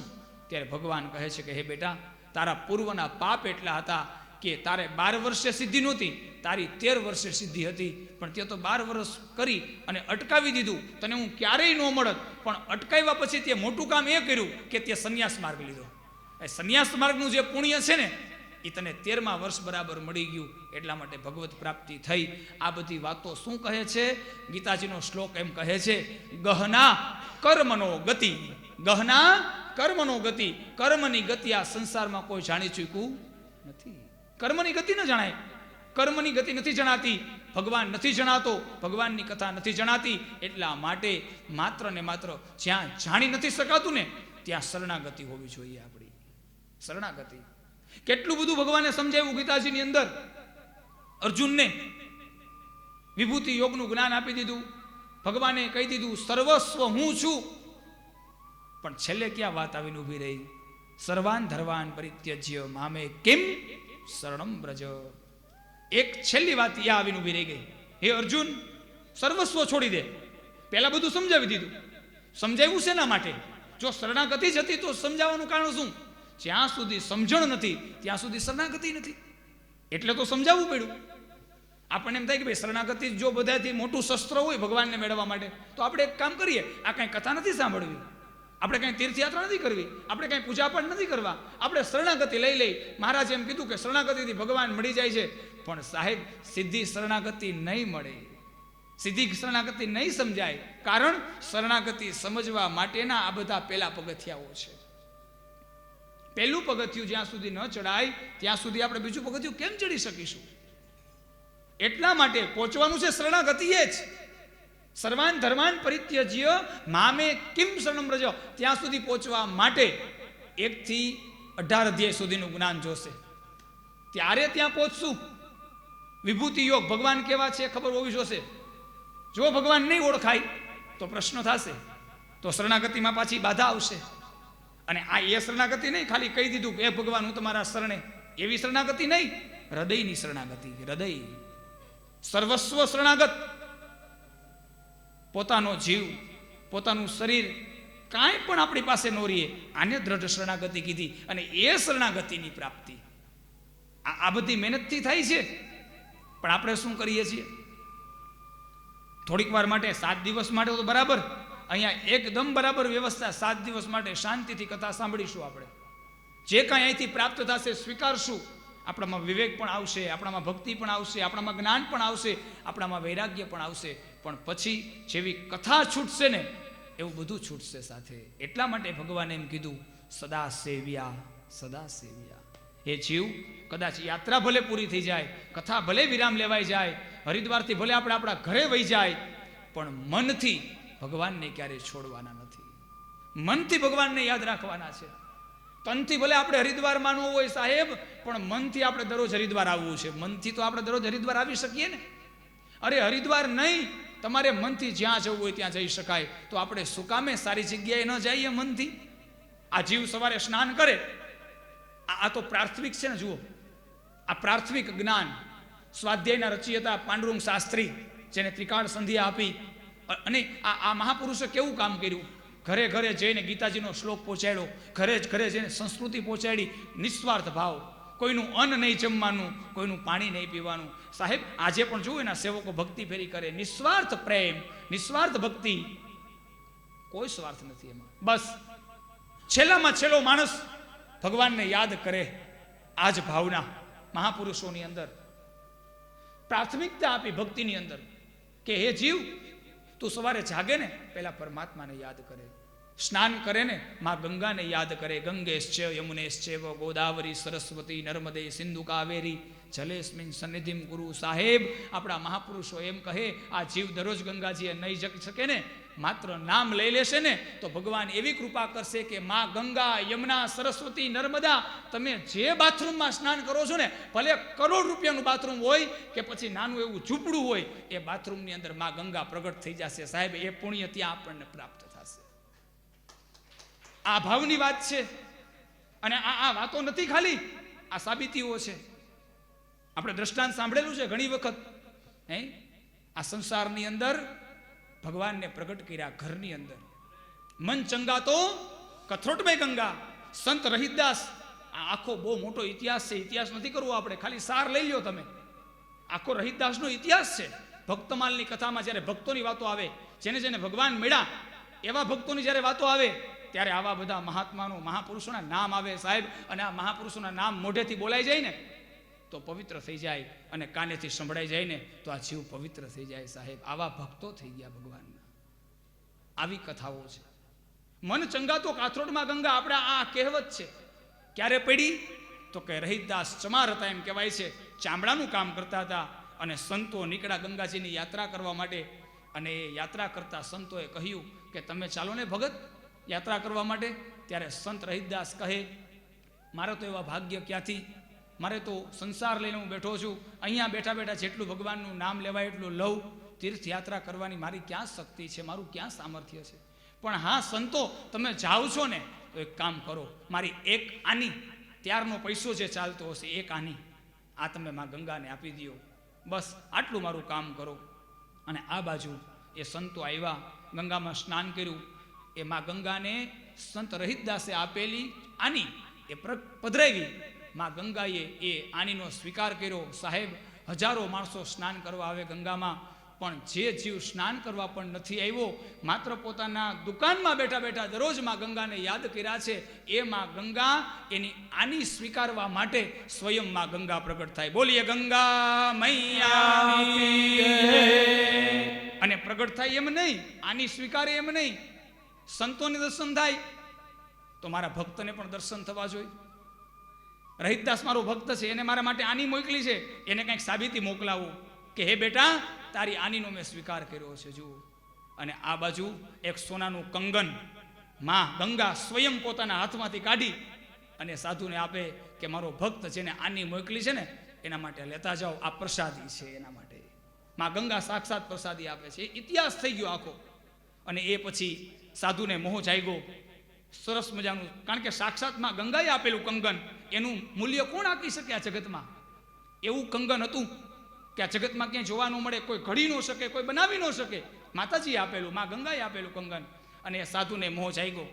એને વિચાર્યું ભાઈ આ ક્યાં એને ખબર છે, ચાલો વેચી નાખી, જે કાંઈ પૈસા મળશે એનાથી આપણું ગુજરાન ચાલી જશે. એ બજારમાં વેચવા માટે જાય. અઢળક કિંમત. એ જે ઝવેરીઓ હતા, સોનીઓ હતા, એને જોયું આ કંગન. કિંમત નહોતી આપી શકાય એમ. જેટલી માગી એટલી કિંમત સાધુને આપી. સાધુ બહુ રાજી થયા, ત્યાંથી નીકળી ગયા. પણ એ વેપારીએ કંગન લીધા પછી એને પસ્તાવો થયો કે આ કંગન લઈ તો લીધું આપણે અઢળક સંપત્તિ દઈને, પણ હવે અમારી પાસે ત્યાં કોણ લઈ શકે? આટલી સંપત્તિ અમને કોણ આપી શકે? એવો તો કોઈ માણસ નથી. હા, એક રાજા છે, એ આ કંગનની કિંમત કરી શકે, સંપત્તિ આપી શકે. એટલે વેપારીઓ હતા ને, એ કંગનને લઈને રાજાને વેચવા માટે જાય. રાજા અઢળક ધન આપે અને સુંદર મજાનું કંકન જોઈને મોહિત થઈ જાય. એ રાણી માટે લઈ જાય અને રાણીએ આ કંગનને જોયું, પ્રસન્ન થઈ રાણી, એટલે તરત જ બીજા કંગનની માગણી કરી. એક નહીં, મારે આવું બીજું કંગન જોઈએ. અને સાહેબ આ બીજું કંગન, હવે તો રાજાને વાત છે, રાજાને બીજું કંગન જોઈએ છે. એ વેપારીઓ પાસે આવ્યા. વેપારીઓ ટૂંકમાં આપણે વાત કરીએ છીએ, સાધુ પાસે આવ્યા. એ સાધુ સત્ય બોલે છે કે હે રાજા, આ વાત આમ છે. રહિતદાસ નામના ભગતે એક આની આપી હતી અને એ કંગનમાં ગંગાએ આપેલું છે. હવે તો ગંગા આપે તો એ કંગન મળે, બાકી આ જગતમાં એ કંગન ન મળે. કોને મળે? તો કે ભગતને મળે. રાજા પોતાના આખા મંત્રી સાથે, બધા માણસો સાથે એ ગામડે આવ્યા. એને દુકાનની અંદર જ્યાં ચામડાનું કામ થાય છે. રાજા આવે, આ ભગત ઊભા થઈ જાય, હો મારા આંગણે આજે રાજા જોયું, શું પધાર્યા છો? રાજા કહે, આજ તમારી પરીક્ષા છે, તમારી કસોટી છે, તમારી પરીક્ષા લેવા આવ્યા છીએ. આ બધા એવી વાતો કરે છે કે ગંગાજી સાક્ષાત તમને કંગન આપે છે, તમને દર્શન આપે. રાજા તો માને નહીં. જો ભગત તારી ભક્તિ સાચી હોય ને તો તું આવું ને આવું બીજું કંગન આપ. ત્યારે આ ભક્ત કહે કે હે માં, આ કસોટી તે મારી ઉપર આપી, આ પરીક્ષા. જુઓ, ભક્તની ઉપર કસોટી આવે, ભક્તની ઉપર પરીક્ષા આવે ને, ત્યારે ભક્ત શું કરે ખબર છે? ભગવાનના શરણે જઈને એમ કહે કે હે ભગવાન, હું તો તારો છું. આ સંસારમાં તારી પરીક્ષાથી હું પાસ ક્યારેય ન થઈ શકું. સામાન્ય પરીક્ષામાં હું પાસ ન થઈ શકતો હોય ભગવાન, તો આ તો તારી પરીક્ષા છે. હું ક્યારેય પાસ નહીં થઈ શકું ભગવાન, પણ હું તારા શરણે છું. પરીક્ષા તે કરી છે અને પાસ કરવાની જવાબદારી તારી ભગવાન, તું સંભાળી લેજે બધું. આર્તનાદ થઈ જાય સાહેબ ભક્તનો. અને આ ચમાર ભગત આર્તનાદ કરે છે કે હે માં ગંગા, હું આ વાતમાં કાંઈ જાણતો નથી. હકીકત જો તે કંગન આપ્યું હોય ને માં મારા માટે, મારે આ કંગન જોતું નથી. મારો કોઈ આમાં સ્વાર્થ નથી. બસ તારી ભક્તિ તન મન ધનથી મેં કરી હોય ને, તો રાજાને જે સાબિતી જોઈ છે ને એ તું આપી દે માં. મારી તાકાત નથી એને સાબિતી આપવાની. અને ત્યારે એ જે ચામડા બનાવવાનું કામ હોય, એનું જે પાણી હોય, એ પાણીમાં માં ગંગા એક બીજું કંગન પ્રગટ કરે છે સાહેબ. અને બધા જય જયકાર કરે. બોલીએ ભક્ત વત્સલ ભગવાન કી જય. આવા પરમાત્મા સાહેબ.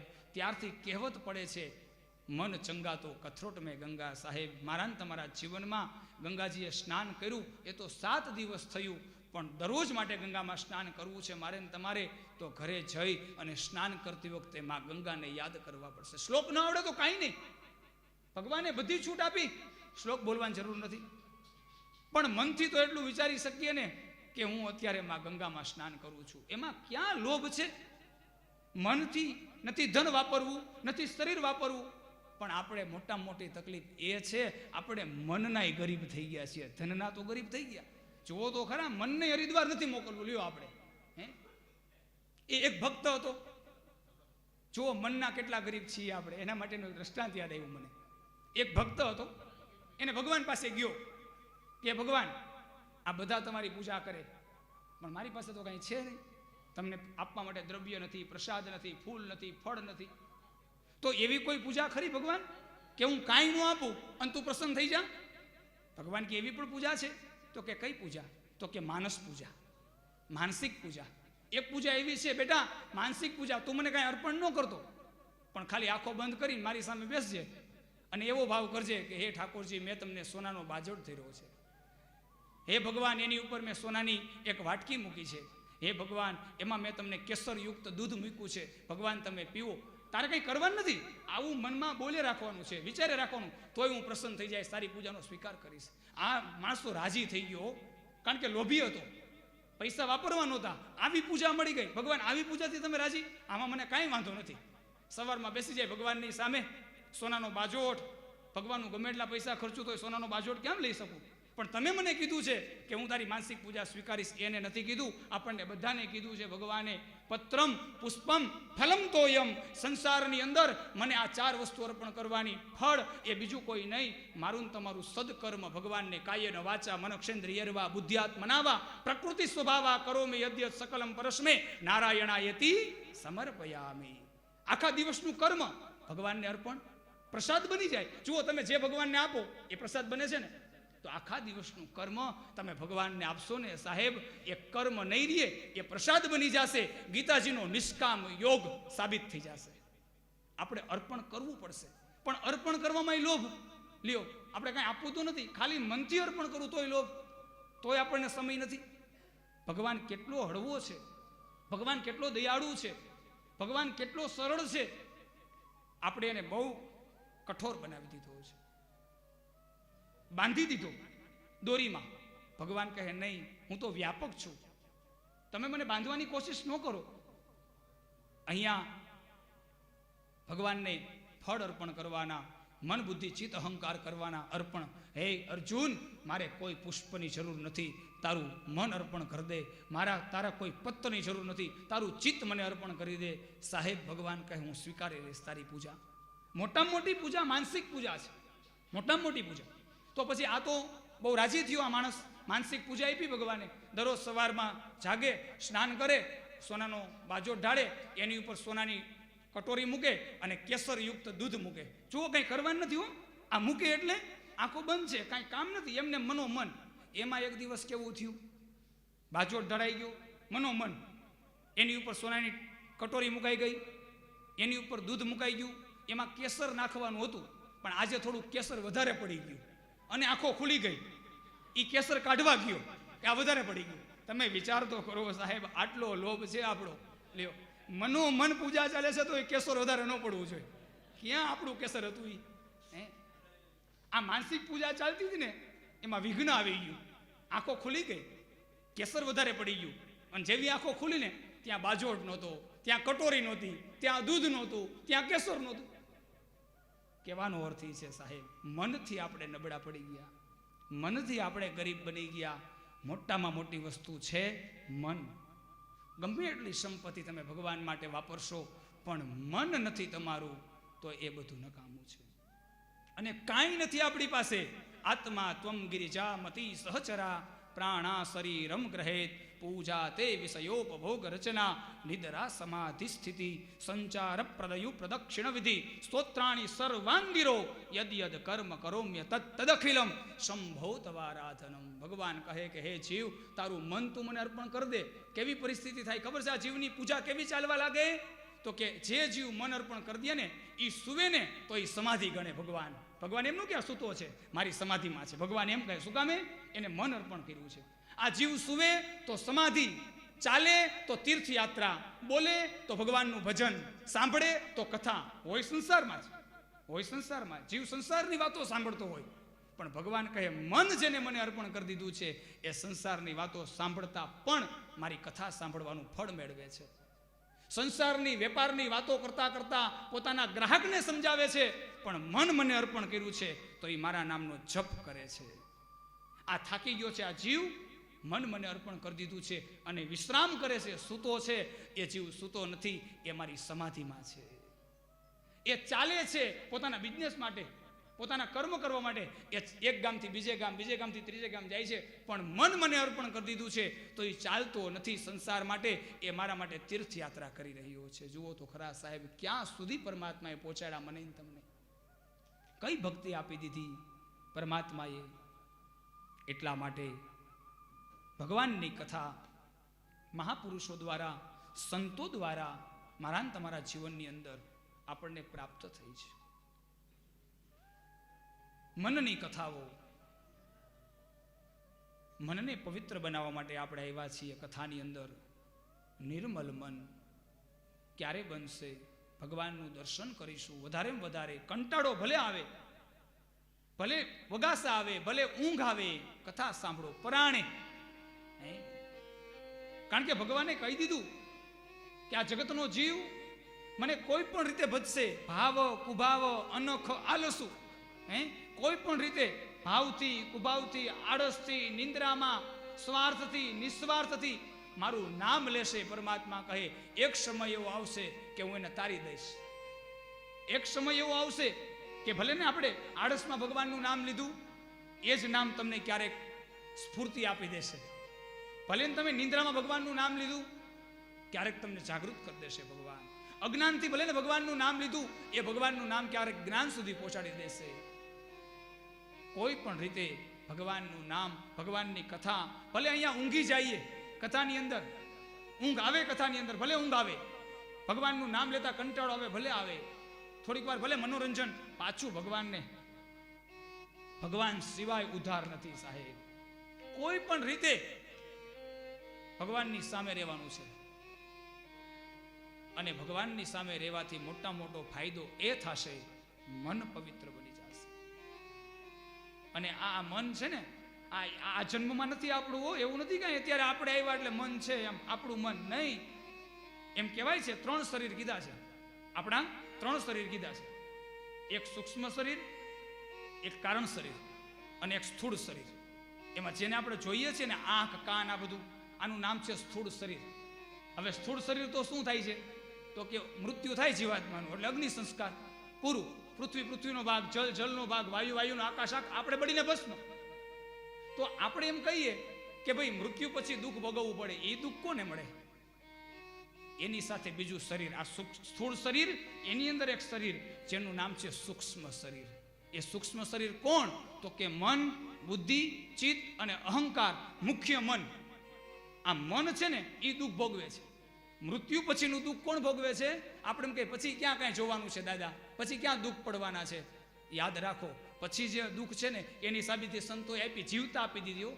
કોઈ એમ કે ને કે મર્યા પછી ક્યાં જોવું છે દુઃખ, એ પણ બતાવી દીધું ભગવાને શાસ્ત્રમાં, કે અત્યારે તમારે જોવું છે કે મૃત્યુ પછી કેવું દુઃખ પડે આપણે.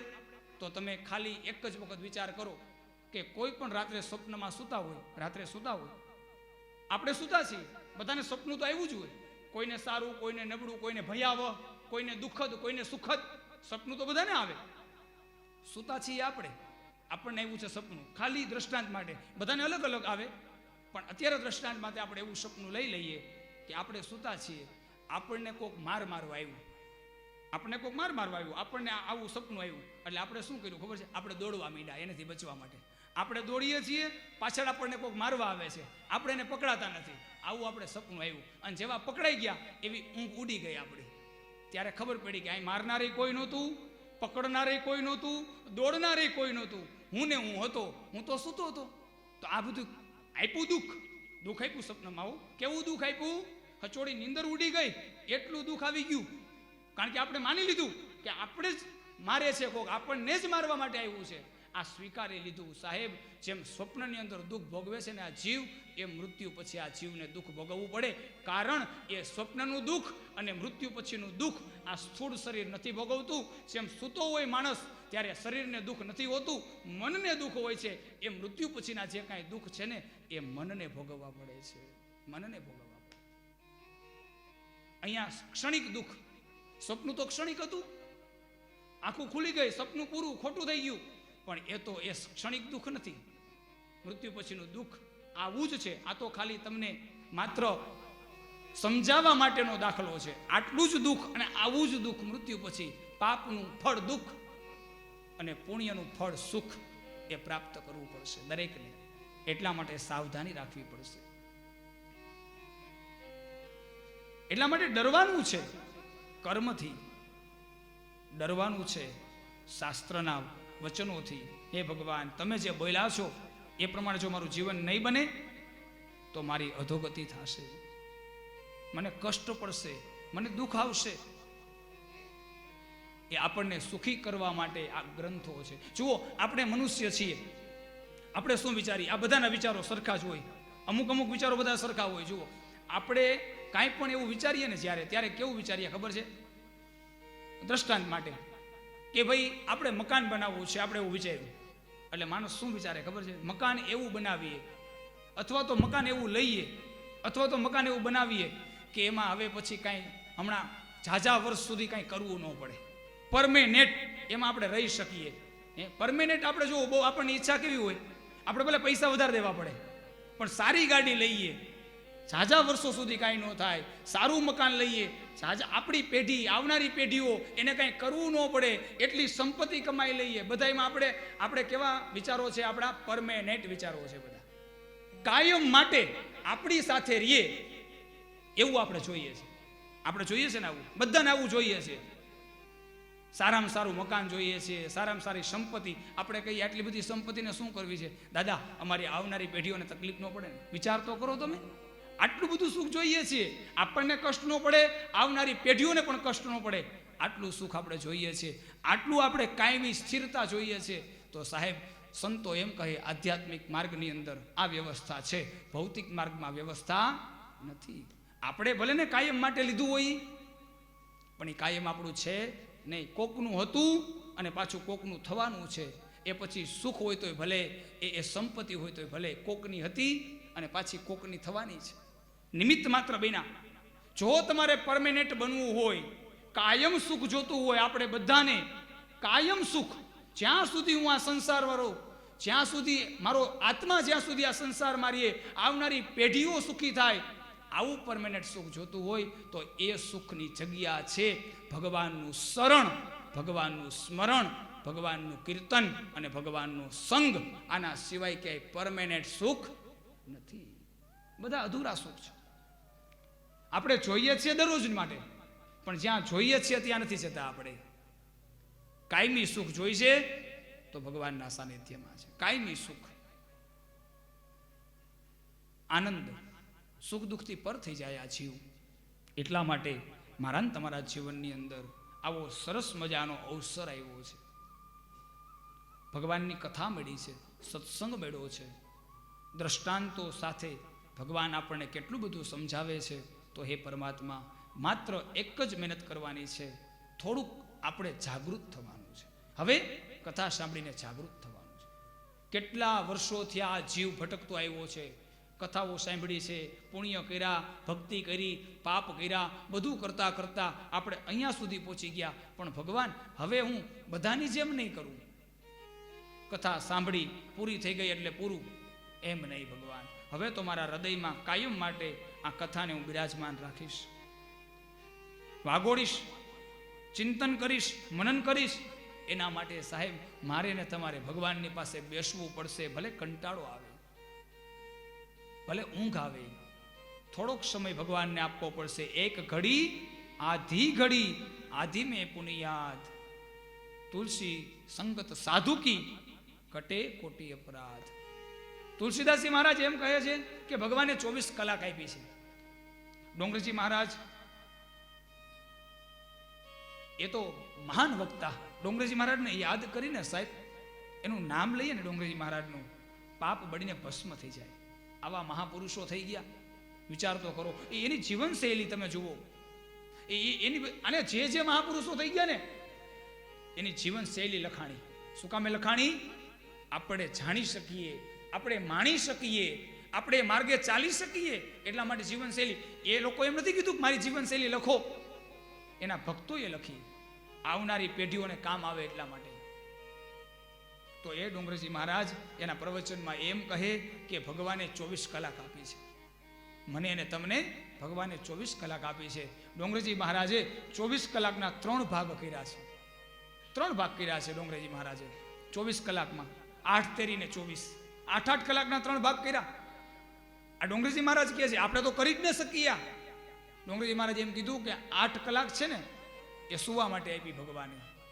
સુઈ જાઓ 8 કલાક, 24 કલાકમાંથી 8 કલાક સુવો, કાંઈ ના નથી ભગવાને ના. 8 કલાક કામ કરો, સંસારના, વેપારના, વ્યવહારના, જે કાંઈ કરવું હોય તે 8 કલાક તમારા. 8 કલાક સુવાના, 8 કલાક તમે સ્વતંત્ર, જે કાંઈ ગ્રહસ્થના કામ, વ્યવહારિક કામ, સંસારના, કમાણીના જે કરવા હોય 8 કલાક. અને ત્રીજી 8 કલાક ભગવાનને ભજો. ભગવાનને ભજન માટે ત્રીજી 8 કલાક આપી. સાહેબ, આ તો 8 કલાક ત્રીજો ભાગ આપ્યો. મહાપુરુષો તો એમ કહે 24 કલાક ભગવાનને આપવી જોઈએ. એ તો કેમ બને? તો કે બધું કામ કરતા કરતા, હમણાં જ આપણે વાત થઈ, જે કામ કરો છો એ કામ કરતા રહ્યો, ભગવાનને યાદ કરતા રહ્યો, ભગવાનને સોંપતા જાઓ કામ. 24 કલાક ભગવાનને. એ અઘરું પડે તો કે 8 કલાક. 8 કલાક અઘરી પડે. ભગવાન 8 કલાક ભગવાનની પાસે ન બેસી શકીએ તો કે એક ઘડી ભગવાનને આપી દો, 48 મિનિટ ભગવાનને આપી દો, 1 કલાક જેવો સમય ભગવાનને આપો. ભગવાન એ પણ શક્ય નથી તો આધી ઘડી 24 મિનિટ, 24 કલાકમાં 24 મિનિટ ભગવાનની પાસે બેસી જાઓ. કાંઈ ન આવડે, મંત્ર ન આવડે, કાંઈ ન આવડે, બેઠા રહ્યો ખાલી ભગવાનની સામે. ગમે તેવા વિચારો આવે, વિચારો કરો. મન નહીં, પણ પેલા શરીર લગાવો ભગવાનની પાસે, પેલું તન આપો ભગવાનને. જો તનની શરૂઆત થઈ જશે ભગવાનને આપવાની તો મન તો પછી આપોઆપ ભગવાન સ્વીકાર લેશે. મન સ્વીકારી લેશે. અને મન એવી વસ્તુ નથી કે આપણે આપીએ ને ભગવાન લઈ લઈએ, એમ નહીં. ભગવાનની જ્યારે કૃપા થાય ને ત્યારે જ મન ભગવાન ચોરે આપણું. અને સાહેબ, જ્યાં સુધી આપણે મન આપીશું ને ભગવાનને, ત્યાં સુધી આપણે પાછું લઈ લઈશું. કારણ કે આપણે આપ્યું છે ને, પાછું લઈ લઈશું. પણ ભગવાન જે દિવસે આપણી પાસેથી મન લઈ લેશે ને, તે દિવસે પાછું આપશે નહીં. એ એની કૃપા થશે ત્યારે. એ કક્ષા બહુ દૂરની છે, પણ એનો અર્થ એ પણ નથી કે કક્ષાએ ન પહોંચાય. એના માટે પ્રયાસો કરવા પડશે. થોડું ભગવાનનું ભજન, ભગવાન પાસે બેસવાની મહેનત, પુરુષાર્થ વધારવો પડશે. પછી એની અનુભૂતિઓ થશે બધી. ભગવાન પાસે બેસવાની અનુભૂતિ, ભગવાન સાથે વાતો કરવાની અનુભૂતિ. સાહેબ, ભક્તોની સાથે ભગવાને વાતો કરી એમ નહીં. આજનો ઠાકર, આજનો બાલકૃષ્ણ, કેટલા વૈષ્ણવો છે સાહેબ એવા જગતની અંદર, એની સાથેનો લાલો વાતો કરતો હોય, એનો લાલો હસતો હોય, એનો લાલો જમતો હોય, એનો લાલો રમતો હોય એની સાથે. સાહેબ, આવા કેટલા વૈષ્ણવો એની વચ્ચે જ્યારે અમે જતા હોય ને, એ પોતાની અનુભૂતિઓ કહે ને, ત્યારે હૃદય ગદગદિત થઈ જાય. આજે અમારે ઠાકરે બહુ તોફાન કર્યા, અમારા લાલાએ બહુ તોફાન કર્યા. મહારાજ, આજે શાંતિથી સૂતો નહીં લાલો, અમને સુવા દીધા નહીં. આ ક્યાં લાલાની વાત છે? આ ગોકળનો લાલો નહીં, આ વ્રજનો લાલો નહીં, એના મંદિરમાં પિત્તળનો લાલો, એની વાત છે. આ તમે વિચાર કરો, આ કઈ શ્રદ્ધા! અમારો લાલો આજ ભોજન નથી કર્યું એટલે અમને પણ ભૂખ નથી, અમે નહીં ભોજન કરીએ. આજે અમારો લાલો જમ્યો નથી. કઈ કક્ષા હશે વૈષ્ણવની, કઈ પ્રીતિ હશે એ ઠાકોરજી પ્રત્યે. વિચાર કરો સાહેબ. એને એ મૂર્તિ નથી જોઈ, એનામાં એ પિત્તળની મૂર્તિ નથી, એને સોનાની મૂર્તિ નથી, એ ધાતુની મૂર્તિ નથી. એના માટે પ્રત્યક્ષ ભગવાન ઠાકોરજી બિરાજમાન છે એના ઘરે. જે દુઃખ એ ઠાકોરજીને થાય છે ને, એ દુઃખ આ શરીરને થવા લાગે. સાહેબ, યાદ રાખજો, આ કક્ષા છે. રામકૃષ્ણ પરમહંસને વાંચો. રામકૃષ્ણ પરમહંસ, સ્વામી વિવેકાનંદના ગુરુ, એને વાંચો તો ખબર પડે કેવી સાધના, કેવું તપ. સાહેબ, મહાકાળી માતાજીના ઉપાસક, મા કાલી, કલકત્તાની અંદર માતાજીને થાળ ધરવા જાય ને, તો મૂર્તિને પૂછવામાં આવે કે હે માં, તારે આજે શું ભોગ જોઈએ છે? અને માં જે ભોગ માગે એ રામકૃષ્ણ પરમહંસ પોતાના હાથેથી બનાવી અને માને ભોગ લગાવે. સાહેબ, પણ એ ક્યારે કક્ષા એવી પરીક્ષા થઈ હતી હો. માતાજી 16 વર્ષની સુંદરી બની અને નિર્વસ્ત્ર થઈ અને રામકૃષ્ણ પરમહંસની સામે આવ્યા હતા. હો, મારો ભક્ત આમાં મોહિત તો નહીં થાય ને? જો મોહિત થઈ ગયો તો નપાસ, પણ નહીં હો. આ તો રામકૃષ્ણ પરમહંસ હતા. માં જગદંબાનું દર્શન કર્યું 16 વર્ષની યુવતીની અંદર. માં કાલી દેખાણી એના, અને પરીક્ષામાં પાસ. અને પછીથી આ બધી અનુભૂતિઓ ચાલુ થઈ. માં જે બોલે એ ભોગ ધરાય. આખા જવ ગાયને ખવડાવે, ગાય એ છાણ વાટે, આખા જવ કાઢે પેટમાંથી બહાર, એ રામકૃષ્ણ પરમહંસ એ છાણમાંથી જવને વીણે, એ જવ એને દળે, એની ભાખરી બનાવે અને પછી માતાજીને ભોગ લગાવે અને પછી પોતે ભોગ આરોગે. સાહેબ, આવી સાત્વિકતા. પણ એમ કહેવાય છે માતાજીની ખાલી એકની જ ઉપાસના નહોતી, હનુમાનજીની ઉપાસના હતી, માતાજીની ઘણા બધા દેવતાઓની ઉપાસના કરી. પણ જે દેવની ઉપાસના કરીને સાહેબ, તમે જુઓ તો ખરા, જ્યારે કાલીની ઉપાસના ચાલતી હતી ને, ત્યારે જે રામકૃષ્ણ પરમહંસ હતા ને, એના અંગોમાં ફેરફાર થવા લાગ્યો. હતા પુરુષ, સ્ત્રીના અંગો પ્રગટ થવા લાગ્યા એના અંગમાંથી, સ્ત્રીના અંગો. શું કામે? કાલીની ઉપાસનામાં એટલા ઓતપ્રોત થઈ ગયા, એ ભૂલી ગયા કે હું કોણ છું. કાલીના અંગો, સ્ત્રીના અંગો એક પુરુષના અંગમાં પ્રગટ થવા લાગ્યા. હનુમાનજીની ઉપાસના શરૂ કરી, પૂંછડું વધવા લાગ્યું પાછળ, ધીમે ધીમે પૂંછ વધવા લાગી હનુમાનજીની ઉપાસના. અને આજે પણ તમે જોઈ શકો છો, ક્યાંય પણ જો દ્રષ્ટિ જોઈએ આમાં, આ બહુ દૂરની વાતો નથી, આ નજીકની વાતો છે, અત્યારે વર્તમાનની આ વાતો છે. પણ એના માટે દ્રષ્ટિ જોઈએ. તમારી દ્રષ્ટિ ત્યાં સુધી પહોંચી જાય. ગુરુએ તમને જો દ્રષ્ટિ આપી દીધી હોય તો શું બને ખબર છે? ગુરુજીએ દ્રષ્ટિ આપી હોય ને તો જ્યાં ને ત્યાં ભગવાન દેખાય. જુઓ, આજે પણ વર્તમાનમાં તમે ઘણી જગ્યાએ જાશો ને દર્શન કરવા માટે તો તમને ખબર પડશે. હનુમાનજીના મંદિરે દર્શન કરવા જાવશો અને હનુમાનજીના મહારાજના ભક્તને તમે જોશો, એ જે દરરોજ આરતી કરતા હશે, એની પૂજા કરતા હશે, એને તમે જોશો ને તો જે હનુમાનજીનું મુખ હશે ને એવું જ મુખ એના પૂજારીનું હશે. તમે જોઈ શકશો સાહેબ. આજે પણ વર્તમાનમાં પણ કોણ એ પૂજારી જે ઓતપ્રોત થઈ ગયો છે ભગવાનમાં, જે નિસ્વાર્થ ભાવે સેવા કરે છે, કોઈ સ્વાર્થ નથી, એને ભગવાન પ્રત્યે પ્રેમ પ્રગટ થઈ ગયો છે. અને પછી જે આરતી કરે છે, પૂજા કરે, એનું શરીર તમે જોજો. આજે પણ વર્તમાનમાં આવા કેટલા બધા મહાપુરુષો છે. હનુમાનજીની સેવા કરતા હોય ને તો હનુમાન જેવું મુખ, ઠાકોરજીની સેવા કરતો હોય ને જે જીવક, કોઈ પણ ઠાકોરજીની મંદિરની અંદર પૂજા આરતી કરતો હોય ને તમે જોજો, સખી ભાવ, ગોપી ભાવ હોય, પુરુષ પણ ગોપી ભાવ પ્રગટ હોય. એ હાલે તો સ્ત્રી જેવો લાગે, એ બોલે તો સ્ત્રી જેવો લાગે, એની ચેષ્ટાઓ બધી સ્ત્રી જેવો લાગે. શું કામે? કૃષ્ણમાં એટલો ઓતપ્રોત થઈ ગયો છે, ગોપી ભાવ પ્રગટ થઈ ગયો. પુરુષમાંથી સ્ત્રીના અણસારો આવી ગયા બધા. આ તાકાત છે ભક્તિ માર્ગની અંદર, આ તાકાત છે, મહાપુરુષો કહે છે. તો એવા ઓતપ્રોત આ જીવ જ્યારે ભગવાનમાં થશે ત્યારે ભગવાન એમ કહે, આ સંસારમાં હું દુર્લભ નથી, બહુ સુલભ છું. આ સંસારમાં દુર્લભ હોય તો શું છે? ભગવાન તો બહુ સુલભ છે, પણ દુર્લભ છે તો કે ભગવાનને મળવા માટેનો જે ગ્રંથ છે એ દુર્લભ છે. ભાગવત દુર્લભ છે, સંત દુર્લભ છે, સદગુરુ દુર્લભ છે, આ બધું દુર્લભ છે. ભગવાન તો સુલભ છે, કારણ કે ભાગવત મળ્યા પછી ભગવાન બહુ સુલભ થઈ જાય. કોઈ સંત મળી જાય પછી ભગવાન બહુ સુલભ થઈ જાય. માર્ગદર્શક એ દુર્લભ છે, ભગવાન દુર્લભ છે નહીં. મારે ને તમારે મુંબઈથી હરિદ્વાર આવવું છે, ક્યારેય નથી આવ્યા, અજાણ્યા છીએ, એટલે આપણા માટે બહુ દુર્લભ છે હરિદ્વાર જવું, બહુ દુર્લભ છે. પણ હરિબુદ્ધ લોક આશ્રમ જેવી સંસ્થા જો આપણી સાથે હોય અને આપણે એમાં જોડાઈ જાય તો આ હરિદ્વાર બહુ સુલભ છે આપણા માટે સાહેબ. પણ એના માટે વ્યવસ્થાપક, માર્ગદર્શક એ મારા ને તમારા જીવનમાં સાહેબ ભગવાન છે ને એ બહુ સુલભ છે. પણ ભગવાન સુધી પહોંચાડનાર ગ્રંથ, સંત કે ગુરુ એ દુર્લભ છે. જો એ મળી જાય ને તો બસ ભગવાન સુલભ થઈ જાય છે. એવો કોઈ જીવ મળી જાય નિસ્વાર્થ ભાવે. અને એમાં જો 2-3 પ્રકાર છે, 2-3 કારણો છે. એવો જીવ છે નહીં, પહેલી વાત તો ઈ. અને છે નહીં એટલે વધારે નથી, ઓછા છે, ગયણા કાંઠા એવા જીવ છે કે જે નિસ્વાર્થ ભાવે મને ને તમને ભગવાન સુધી પહોંચાડવા માંગે છે. આવા બહુ ઓછા જીવો છે. એ પહેલા તો બહુ મળે નહીં આપણને, બીજું મળે તો ઓળખાય નહીં, એને ઓળખી ન શકીએ આપણે દરરોજ એની પાસે જ રહેતા હોય, લ્યો ઓળખાય તોય ન ઓળખાય, દરરોજ સાથે રહીએ. એનો ઇતિહાસ સાક્ષી પૂરે છે. મહાભારતની કથા તમે જુઓ, મહાભારતની અંદર એક બાજુ પાંડવો, એક બાજુ કૌરવો, વચમાં ભગવાન કૃષ્ણ, પાંડવોના સગા અને કૌરવોના સગા. ભગવાન માટે તો પાંડવો સરખા, કૌરવો સરખા, પણ કષ્ટ ક્યાં આવ્યું, તકલીફ ક્યાં આવી, દુઃખ ત્યાં આવ્યું કે પાંડવો ભગવાનને ઓળખા, કૌરવોએ ભગવાનને ઓળખા નહીં. દુર્યોધન ભગવાનની સાથે રહ્યો, ભગવાનને જમાડ્યા, ભગવાનનું આતિથ્ય કર્યું, ભગવાનનું સ્વાગત કર્યું, બધું કર્યું, પણ હૃદયથી ભગવાનને ઓળખી ન શક્યો દુર્યોધન. એટલા માટે એનો વિનાશ થયો અને પાંડવોનો વિજય થયો. સાહેબ, મારા તમારા જીવનમાં આવું પણ કંઈક બને છે. કોઈ સંત મળે છે તો એને ઓળખી નથી શકાતો, એ સંતને ઓળખી નથી શકાતો. આપણે એને સામાન્ય માની લઈએ છીએ, આપણી જેવા માની લઈએ છીએ. દુર્યોધને આ ભૂલ કરી દીધી, ભગવાન કૃષ્ણને ગોવાળિયો માની લીધો અને પોતાને રાજા માની લીધો.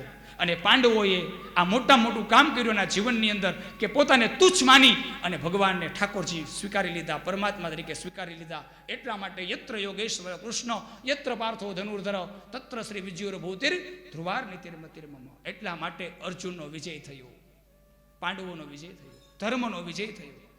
ઓળખાણ ગઈકાલે પણ આપણે કીધું ને, ઓળખાણ કરવાની છે. કોની?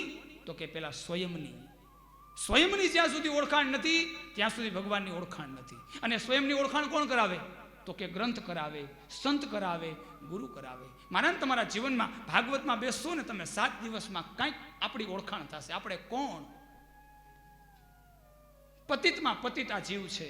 આવી જ્યારે ઓળખાણ થઈ જાય, હે ભગવાન હું તો તમારો અંશ છું, માત્ર અંશ, માત્ર નિમિત્ત, કાંઈ નથી ભગવાન મારું. આ ઓળખાણ થઈ ગઈ આપણી. અને આવી ઓળખાણ થઈ ગઈ એટલે ભગવાન ઓળખાઈ ગયું. બહુ સરળ છે, બહુ સહજ છે પરમાત્મા. એવી ભગવાનની કથા મારા ને તમારા જીવનમાં એને આપણે માણી રહ્યા છીએ, જાણી રહ્યા છીએ, અને પરમાત્માનું દર્શન એ આપણને કેમ થઈ શકે એનો પ્રયાસ કરી રહ્યા છીએ. એવી ભગવાનની કથા એને આપણે આગળ વધારીએ એ પહેલાં થોડી વાર માટે કથાને વિરામ.